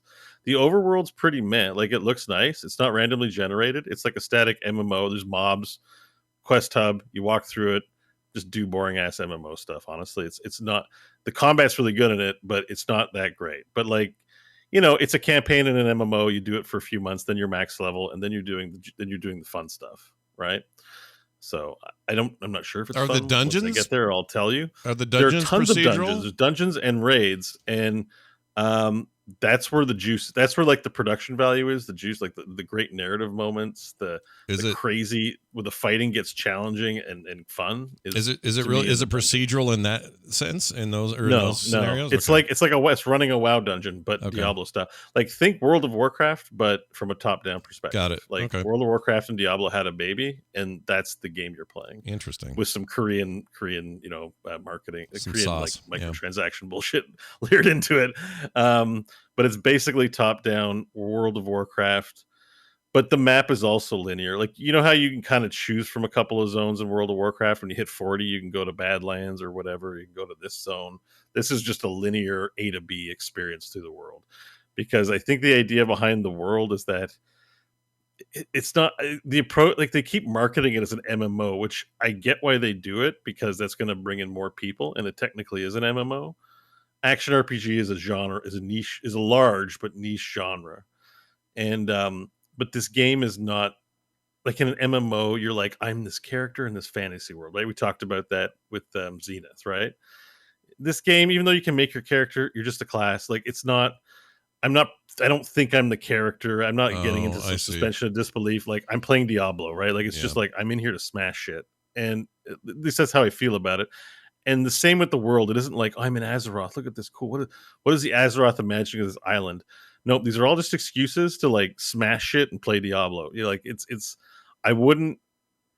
I mean, the story is pretty cool, but like overall, it's pretty generic. Like, I think the point is this is a well-running Diablo machine in a genre where we've had on it, like, there's lots of ARPGs, but little on the quality level of like a Blizzard entry into Diablo. You know, Path of Exile. Path of Exile is like okay, but like, I don't know, the ARPG to me genre is filled with like not quite Diablo-itis. You know, where like, yeah, like the closest would be Marvel Heroes, where I played it and I felt like I was playing a Diablo game. Like, just there's a feel to it. Sure. And this game gives me that feel where I feel like I'm playing an action RPG that plays really responsibly. The only thing missing is the loot system. Like, the loot system is Korean MMO like stuff, but apart from that, it feels good. I'd say this game, the thing it does best is definitely how it plays. Like, I found myself, you know, when I was kind of not enjoying the story particularly, but I found myself still wanting to play it. So I found myself just running around in the world, like fighting things, because like using your abilities and doing stuff in the game felt good and felt impactful and hard hitting. The game does throw you into the deep end a little bit. You don't start at level 1, you start at level 10 with 6 abilities at minimum unlocked. Some classes actually have a lot more than that right at the beginning. But it can be a little overwhelming for people like me. So I said this on stream, and I had a lot of people kind of say, yeah, I'm like that too. So I guess it's worth pointing out. I'm the kind of person that it doesn't matter if it's like you're getting a level a minute or whatever. I need that ramp up. I need my level where it's me with one ability hitting, you know, something, and then me with 2 abilities hitting something. Like, I don't care if the gap between that is very small, but I need it to exist. This game definitely feels like jumping into the deep end. And so I was through the prologue and kind of deep into the first area that you get to where the world opens up before I started to go, oh, I get what my abilities do and why I'm pressing them. And that felt like a very long time. So it felt like a very long time of feeling uncomfortable with my class that I was playing. So you will figure it out, but it definitely felt a little like ugh at first. So I think that can be daunting. There are a lot of systems and things in this game is another thing. There's a lot of, I mean, there's a roster system where you're getting stat increases. There's pets. The pets give you stat increases as well as do other things. But in certain circumstances, like the menus in this game are insane. Like, and I say that as somebody who likes Final Fantasy 14, a game that when I first played went, oh my God, the menus in this game are insane. I think that you can learn it. Like, that's the thing I want to say is, like, if you're excited about this game, put in the time and learn it. I don't think it's insurmountable. I don't think there's so much here that no human being could comprehend it or anything like that. But I do think that if you think you're going to go in and play Diablo and there isn't going to be anything that you have to learn or think about or figure out or learn, you're in for a surprise, because there's a lot of systems in this game. There's a lot of currencies, there's a lot of systems, there's a lot of things working in the background. How necessary all those things are for, you know, a casual experience, I don't know, but they are going to be there. And that's something that I'm still kind of coming to terms with. Like, I got a quest the other day that was explaining non-combat pets to me and all the perks of having non-combat pets and what all they can do for me. And I was like, guys, I just would really like to summon a cute bunny that runs alongside me. I don't need all of this. This doesn't need to be here. The non-combat pets do so much. Actually, it's funny you mentioned they do a lot. I'm at a point where I've learned it all now, but I definitely remember feeling irritated about that too. Like, Yeah, can I just have a pet? and Okay. I'm the same way. Like I was like, well, now they're cool. They're picking up all my, and they do a good job of showing you why they're cool. They give you this really shitty chore of picking up a bunch of stuff off the ground, and then they're like, what if you had a pet do it for you? And then they give you a pet and you do it again, and you do it with a pet and the pet does it for you, and you're like, my life is so much easier. Like it's a real good like showing the system working. But there's a lot in this game.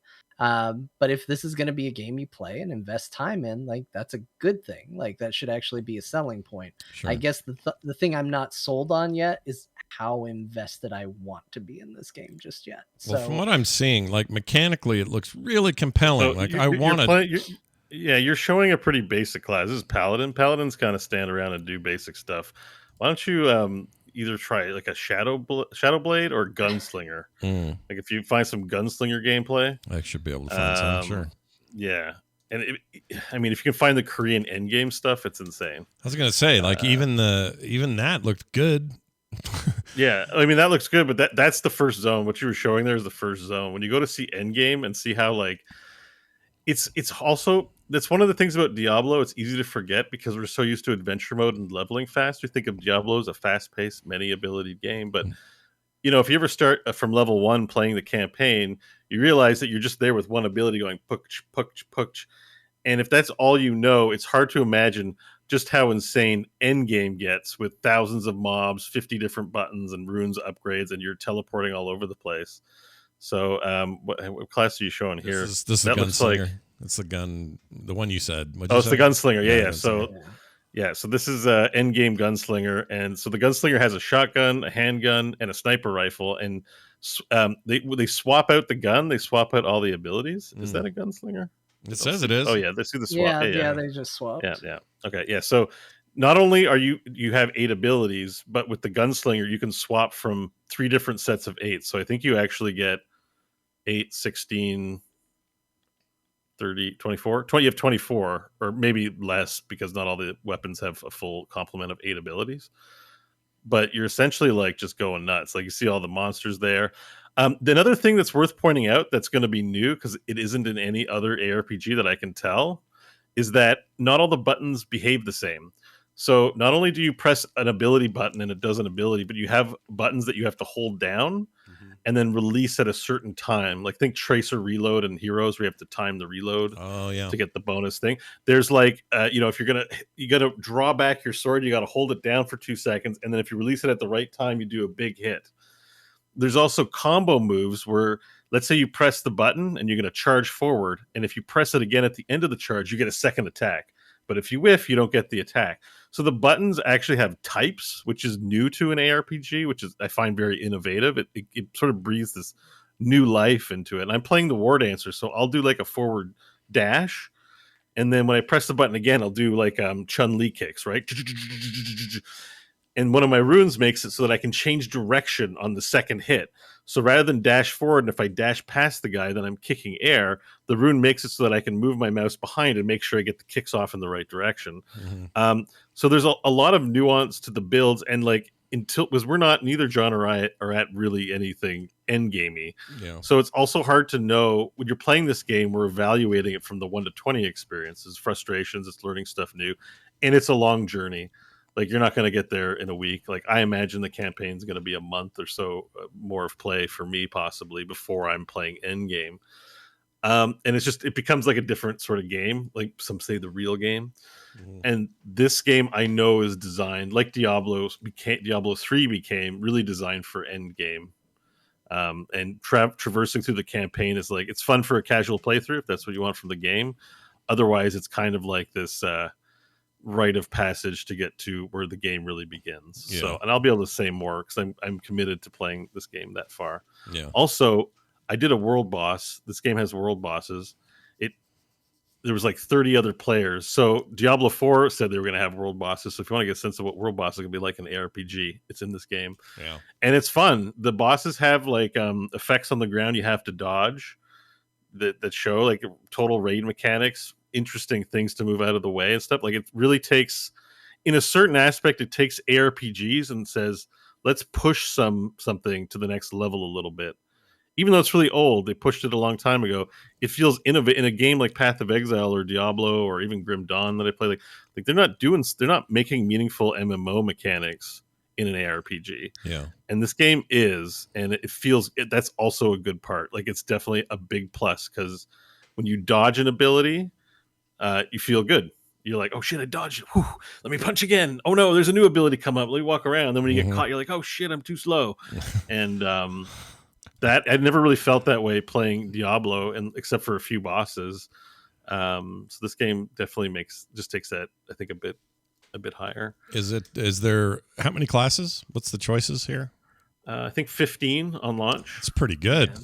So but there's subclasses. Like they do this weird thing where there's only like 6 classes and then there's subclasses, but it's better just to think of them all as their own class because you're going to pick it right away when you start the game. Yeah, and they're you're gonna pick the class and then you're gonna pick the subclass like maybe 10 minutes into the game. So yeah, and I was thinking about, I'm like, so this is, and I think John mentioned it a little bit, this is the toughest part of the game. This is the first boss of the game, is picking the class you want to play the campaign through, because they're so awesome. You're gonna see something you like, and then an hour in, you're gonna be like, but what if I played a different class? and then like you're gonna be stuck. So I've played 4 classes now in trying to decide. And in a lot of the content creators from Korea that I've watched who are sort of giving advice to people playing this one, it's perfectly normal and a good idea not to rush through the campaign if you're trying to decide on a class. You should try the classes out and stick with something that you're going to like, because you're going to be playing it for a while if that's your first one. So like John, for example, you played Deathblade. I did too. Now, Deathblade is called an assassin, right? Yeah. But here's a few things that you don't know that you only find out after you play. The Deathblade is going to wear heels. What assassin wears heels? I have no idea. It's dumb. It's super Everybody dumb. runs stupid in this game. Just to be clear, Yes.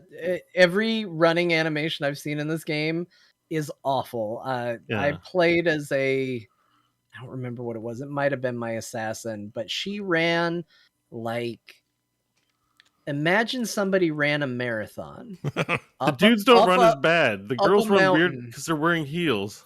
And then they saw their long lost love that they hadn't seen in 30 years. And they were too exhausted to run properly because they'd been running a marathon, but they needed to dramatically run to their lover. That's what the run looks like. Yeah. It's bad. It's really bad. But the runs are bad. So you might log in and be like, I hate the way this character runs. And then you're going to realize that Deathblade, even though it's an assassin, doesn't have any stealth abilities. It's all swinging the sword. And then you're going to watch a video about other classes, and you're going to see that the archer has fan of knives, can stealth, does a backstab move, and you're going, okay, I can't really rely on the localization and labeling, because the stealth class is the archer. So you pick gunslinger, and your subclass is archer, and then you get all your stealth moves. Also, the archer is under gunslinger. If you need any other clarification, the archer is a gunslinger. So part of the FOMO or figuring out is that things are not, I think it might even be North American, but you know, when you play Diablo, you see Witch Doctor, you have a sense it's going to be frogs and poison, right? So in this game, if there was something called Witch Doctor, it might actually be, you know, teddy bears and playing cards. And you're like, wait a second, cool class, but not what I was expecting. So there's a little bit of that going on where you think the class is going to be what you like, and it's still going to be awesome, but you're going to be like, I want to try something else. And then the other issue is there's 4 martial artist subclasses, and they all, like in Diablo 3, when you play monk, that's the guy with the martial arts, right? Mm-hmm. But now you've got 4 if you like martial arts, you've got 4 variations. It's hard to decide which one is quite the right variation. They all kind of feel okay. They're all very similar, but all very distinct. So it's just hard to decide. It's, you know, it's like 4 different types of monks. You only need one really for that class identity. Look at the Stitches bullshit going on here. Look at this. The monsters are insane in this game. That's the other thing. There is a huge pile of monster variety, and they get nut. Like I've watched some videos too, and I'm just like, this is insane. Like, it's cool. That guy looks awesome, by the way. He's Yeah, totally man. a Stitches. Sit around He's a like- Stitches Chef ripoff. Stitches, He's like, not. it Yeah, he's really not is. just a Stitches ripoff. He's a Stitches and Heroes skin ripoff. Like he looks just like that. Yeah, That's good. like, except he's got 6 cleavers instead of 1. Look, so I will there's a say difference. this game has no scruples about borrowing from things. So one of the classes that I really like is the Soul Fist, and they are not shy that you are playing as a Dragon Ball Z character.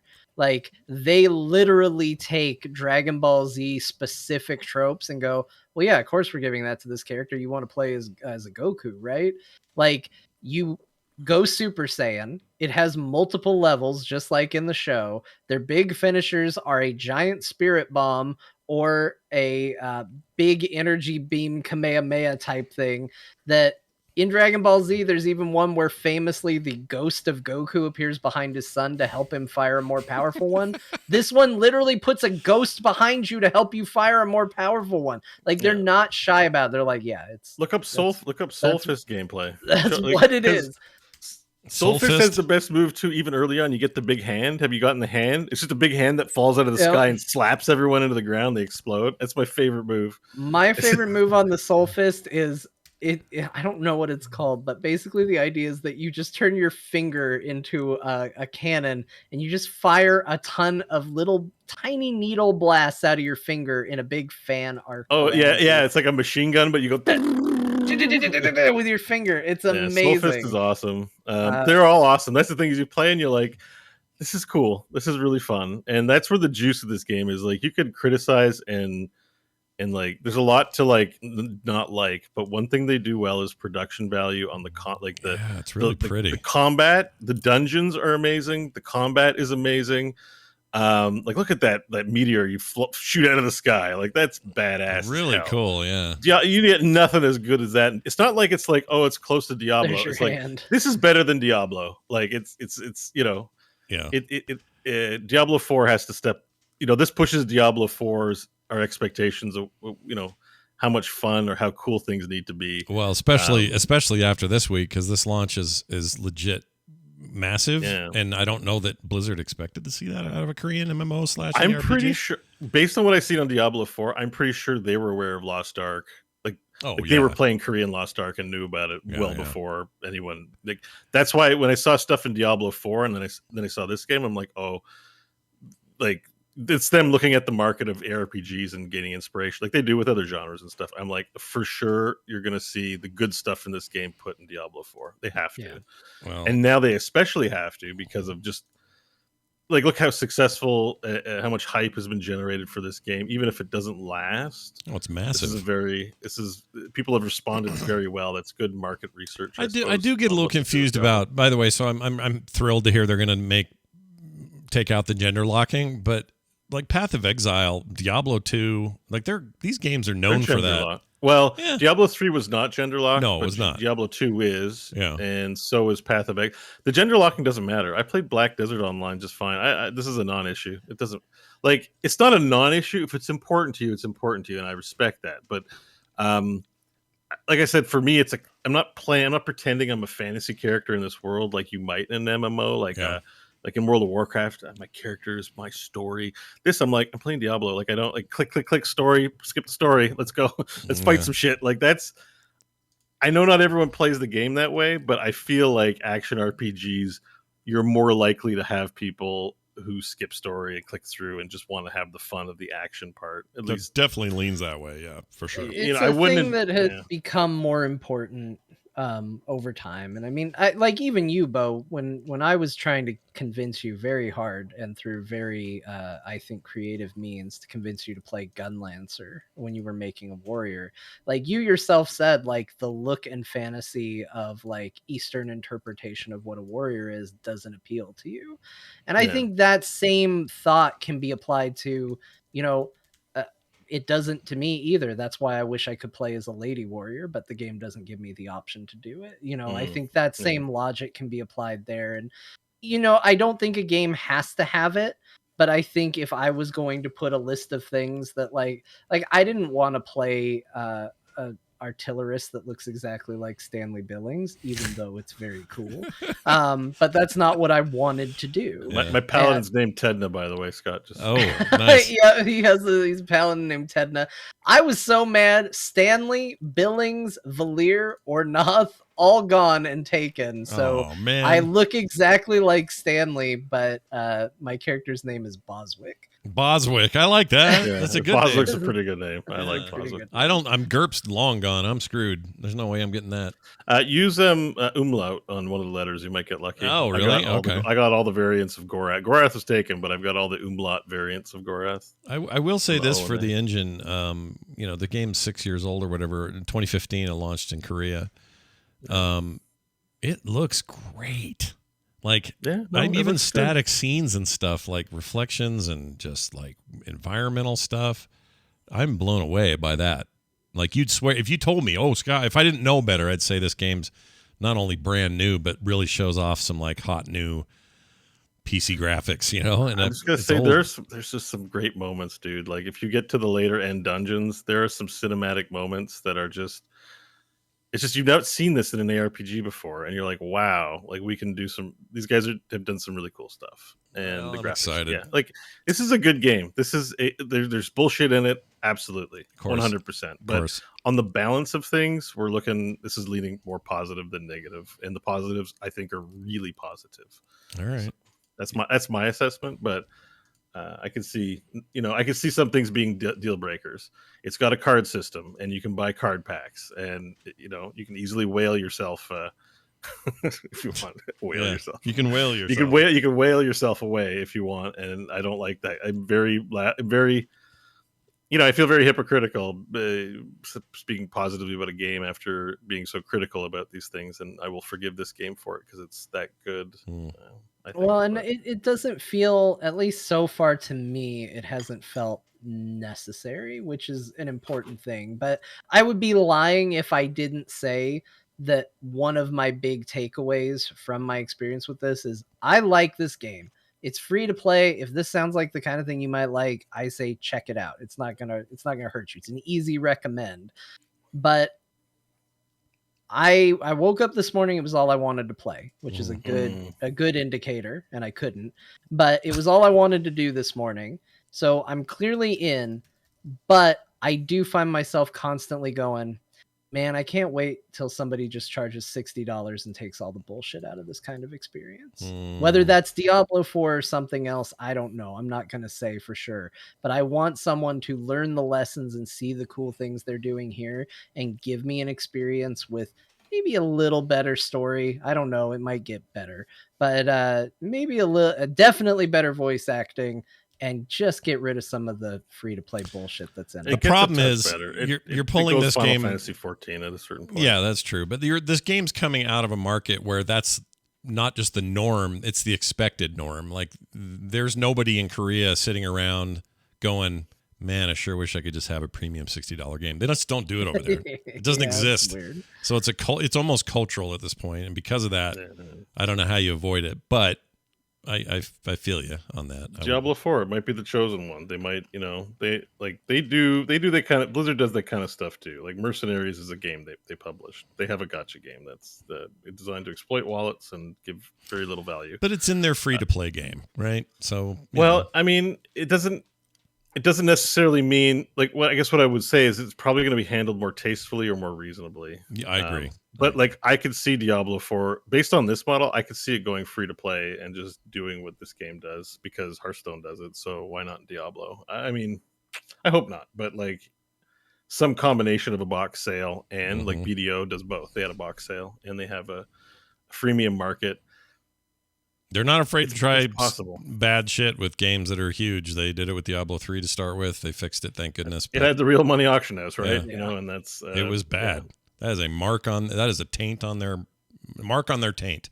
Wait, that's not right. No, it is. It's a taint on their taint. Look at their taint. You can see the auction house still right there. That's where they moved it to. They said we're getting rid of it, and they relocated it to the taint. It just says AC, little initials down there. Or no, RAC. I'm sure Diablo 4 is going to be great. Though. Oh, I have no doubt Diablo 4 will be great in 3 years or however long the hell this is going to take. Now that they have all the time in the world and Microsoft money to sit on, I don't think it's going to happen faster, I guess is what I'm saying. Wouldn't it be great? I just imagine Phil's like, finally, I own the Diablo franchise, and he just gets every person, every non-essential staff at Microsoft to work on the Diablo project to ensure not only does it get done quicker, but it has all the assets it could possibly ever want. And he's like, guys, I'm a closet Diablo fan. I've tanked our stock price just to deliver you the absolute best ARPG experience ever in the history of anything. Yeah. Maybe it's true. Maybe, well, if that's true, then we have to. It's a great fantasy. Yeah, it's a very good fantasy, and I like living in it. All right. Well, that's, Bo, anything to add here about your Wild Rift or your Valheim life? Not much. Oh, yeah. Again, just a little shout out. We got a lot of people who joined the Wild Rift Core Guild. That's awesome. I do want to organize some games at some point. So it is my phone game. I play it before bed and stuff. So it's like, just as a broad message to people joining, like it doesn't necessarily mean there'll be a lot of organization in there. But do join. Just search Core on Wild Rift and apply. It should be public. Guild's just called Core. The tag is XCoreX. Trying to find it. Oh, XCoreX. That's it. So just an X. Get in there, Scott. And I know, John, you don't play it, but if you do, just get in there. We're almost, the guild's getting full. We have like 32 people in there. A lot of people joined up this week. It's pretty good. It's great. You'll find people to play games with and get guild rewards. And there's a guild versus guild thing. It's great. It's a nice little ecosystem. And now that we're talking about it publicly, I think maybe we'll get a boost of people in there. So go do it. XCoreX is the tag. Yeah. And, are you joining now, Scott? I'm doing an update, so I'm waiting for. Oh, okay. I'm watching one of their versions of a Moogle or whatever the hell it is fight a fist lady. The update's not too bad. It doesn't take too long. Usually I find. Oh, I know why. Because I'm on cellular. I had to my Wi-Fi quit working on my main ISP. Long story. But anyway, I'll let it do its thing and get in. All right, but and then Valheim. Not much to say, but I've started building with stone. That game remains amazing. I'm in love with it. This is definitely a top tier game experience for me, but I won't say much. That's awesome. Think about the last time you felt that way about an early access game. It's probably been a while, right? It's funny. It's been a while, or maybe Hades was the only one where I played it and I'm like, I got to play this later. Yeah. There's probably another one out there I'm not thinking of, but this is one of the best early accesses I've done. And I've two at the same time. Like War Tales is a game I'm not playing, but I am in the Discord. They just released an update. I'm like following War Tales news like nobody's business. Like we don't talk about it, but War Tales excites me on a level that's cool. I love that. It's just going to be when it finally launches, it's going to be a robust, full tactical game, and that has a permanent home on my hard drive in my Steam library all the time. So I have the same feeling about that game. Yeah. I agree. Really stoked about that one, and those two games are like my game. Like I think about them a lot. God tier. Yeah. Well, all right then. Here's a live. Here's Bo when he talks about those games. Oh Jesus! Every time he gets so excited. Yeah. All right. Well done, everybody. That was a nice long show. I knew that Lost Ark would be a big point of discussion. I'm glad it was, and glad everybody was here to enjoy it with us. We'll talk more about that next week after I've had a chance to play, and all three of us will probably play more, so we'll have more to say. And, of course, a whole new episode. In the meantime, if you're like, man, this is such great content, I wish I could give back somehow. Oh, you can. Just go to patreon.com/core show, get all the benefits of being a core patron, and get bonus content. Like today, we did a whole 25 with almost 30 minutes of pre-show. Yeah. You want Boba Fett spoiled for you? Listen to that. Yeah, and John warned you when he's about to spoil it, so just so you know, you can skip ahead or whatever. Put my hand up, and then John has a lot of opinions on Star Wars. Yeah, and who can blame him? It's mostly who doesn't? Yeah, everybody does. I saw the meme today of two people fighting, and they were each labeled Star Wars fans, and then there was a third person in a chair eating popcorn watching them, and they were also labeled Star Wars fans. And I think that's about the truest meme I've ever seen in my life. That's pretty strong. I like that a lot.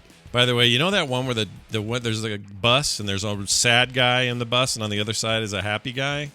Yeah. And they're little cartoon guys, and one's like, life's great, and the other one's like, no, I hate life. And the whole meme is like some people see the same thing and feel differently about it or whatever. Somebody made all of the windows in that bus pink as if Kirby had swallowed the bus and now they were all in the bus. And one guy's thrilled and the other guy thinks it sucks.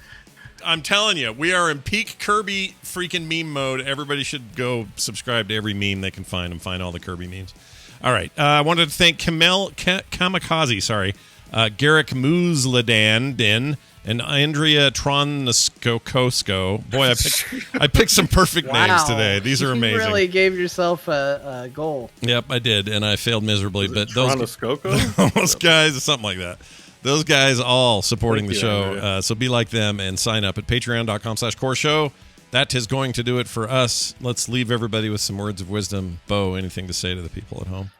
Since we're in peak Kirby, we, I think, need a Kirby TV show. Oh, that'd be great. It'd be wise to give everyone a Kirby television show. I'd be into it. Yeah, all in. Ready? Sign me up. I'm ready. John, what would you add? Immediately quit and uninstalled when I saw that zombies have health bars and level numbers. Why are new video games like this? Thanks again, Raspberry. You made our lives today. This is in there twice. Good job. Good job. We never mentioned that guy, the person later, but today we didn't. He'll never probably know because he doesn't listen to this show. So if you know Raspberry, listened to it once, and yeah, we talked about NFTs, and then he was like, "Why are podcasts like this?" Yeah, I'm out of here. They're all talking about NFTs and crypto. All right, that's going to do it. Everybody have a great week. We'll see you next time right here on Core.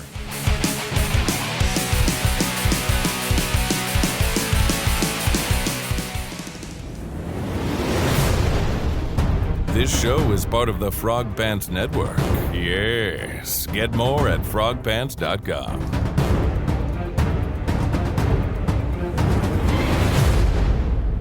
Oh, Jesus. Yeah. Oh, Jesus. Yeah. I never get tired of it.